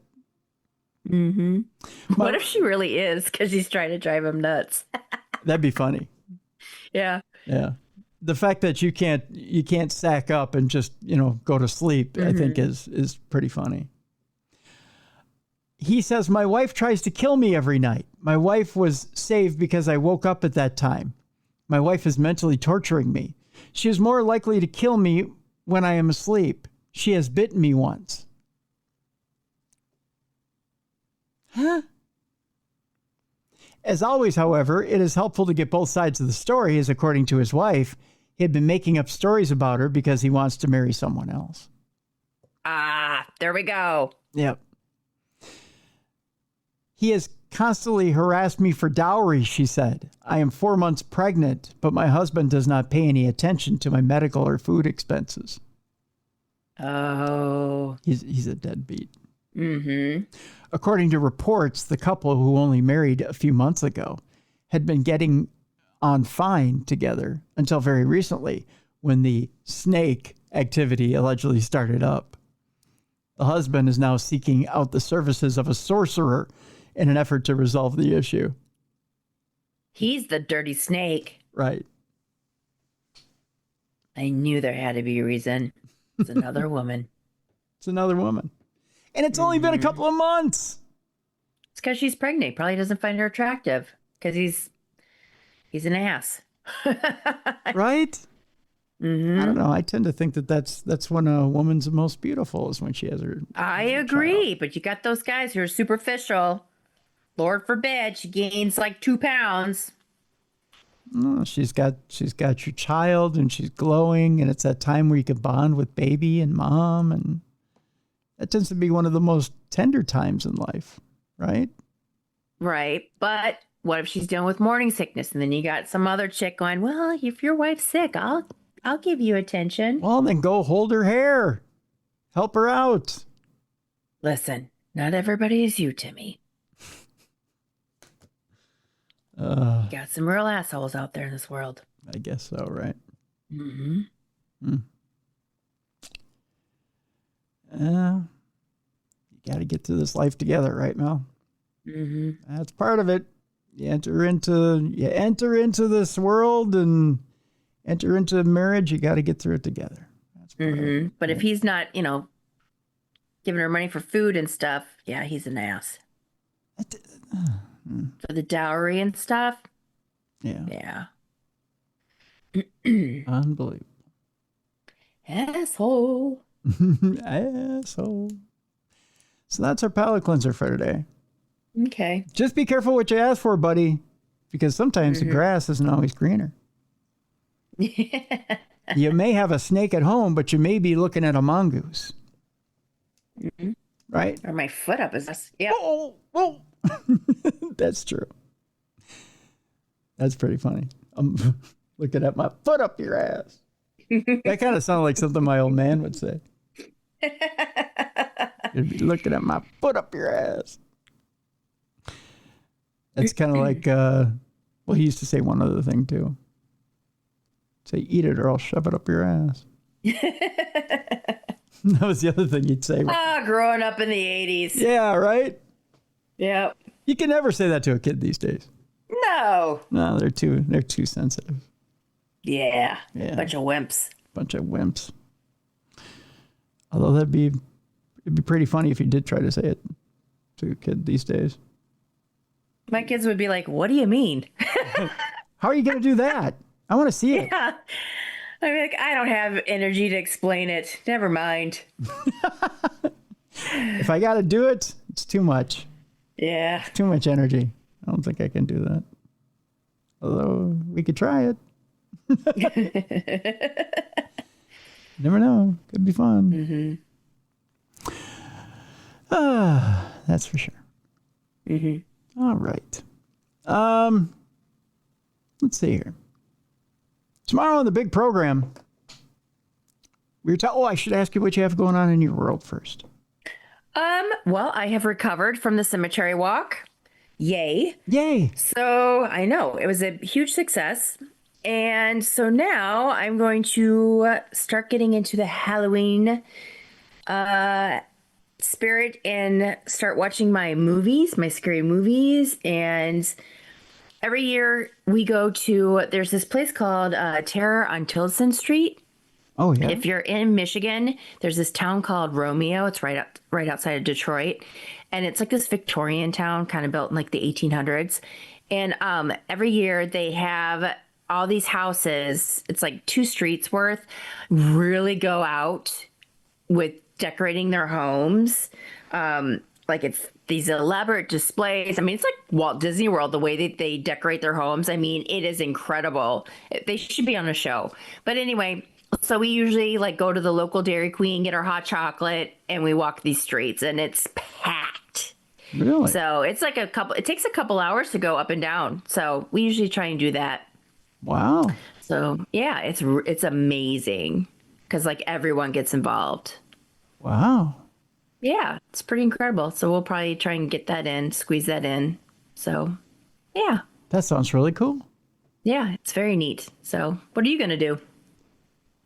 Well, I'm going to do a show tomorrow. That's what I'm going to do. Mm-hmm. What's your show on? Actually, it's pretty interesting. Okay. Tomorrow on the big program, we have Tiago Luiz Tichetti. Okay.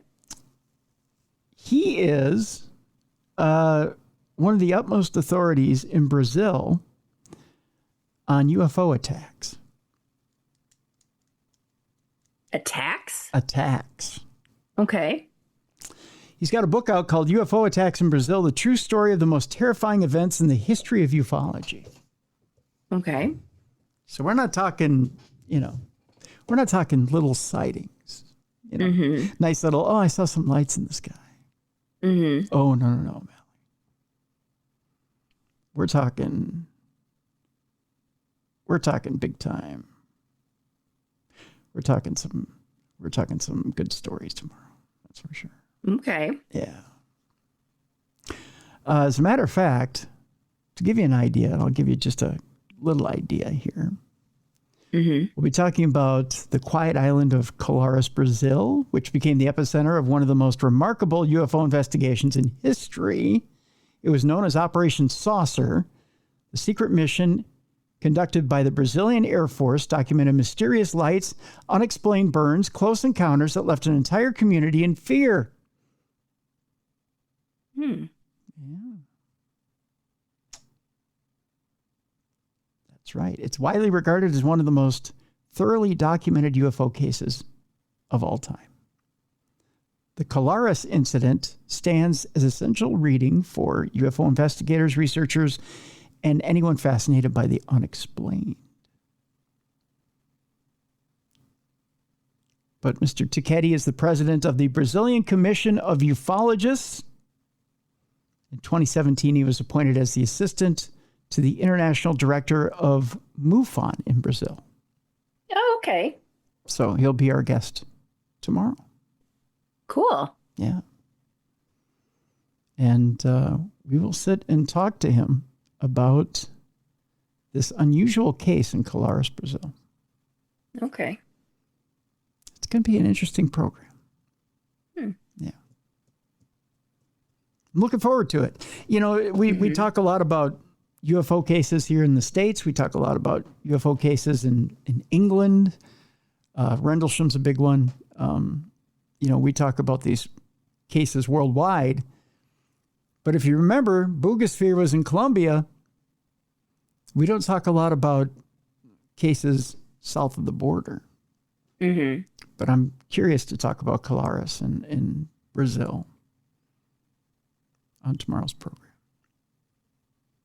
So, should be good. Cool. Yeah. Yeah, sounds like it. Yeah. Otherwise, I'm up in St. Cloud this weekend, up at KNSI. All right. Yeah. So Saturday morning, if you're rising and shining early, you can, between 6 and 9 Central Time, you can tune in at KNSIradio.com. Awesome. You can wake up with me there on Saturday morning. Before we go today, let me remind you that if you've got your passport ready and you're ready to take off for Halloween and explore someone else's culture besides your own and party down on Halloween, you can do so with Dacre Stoker in Romania.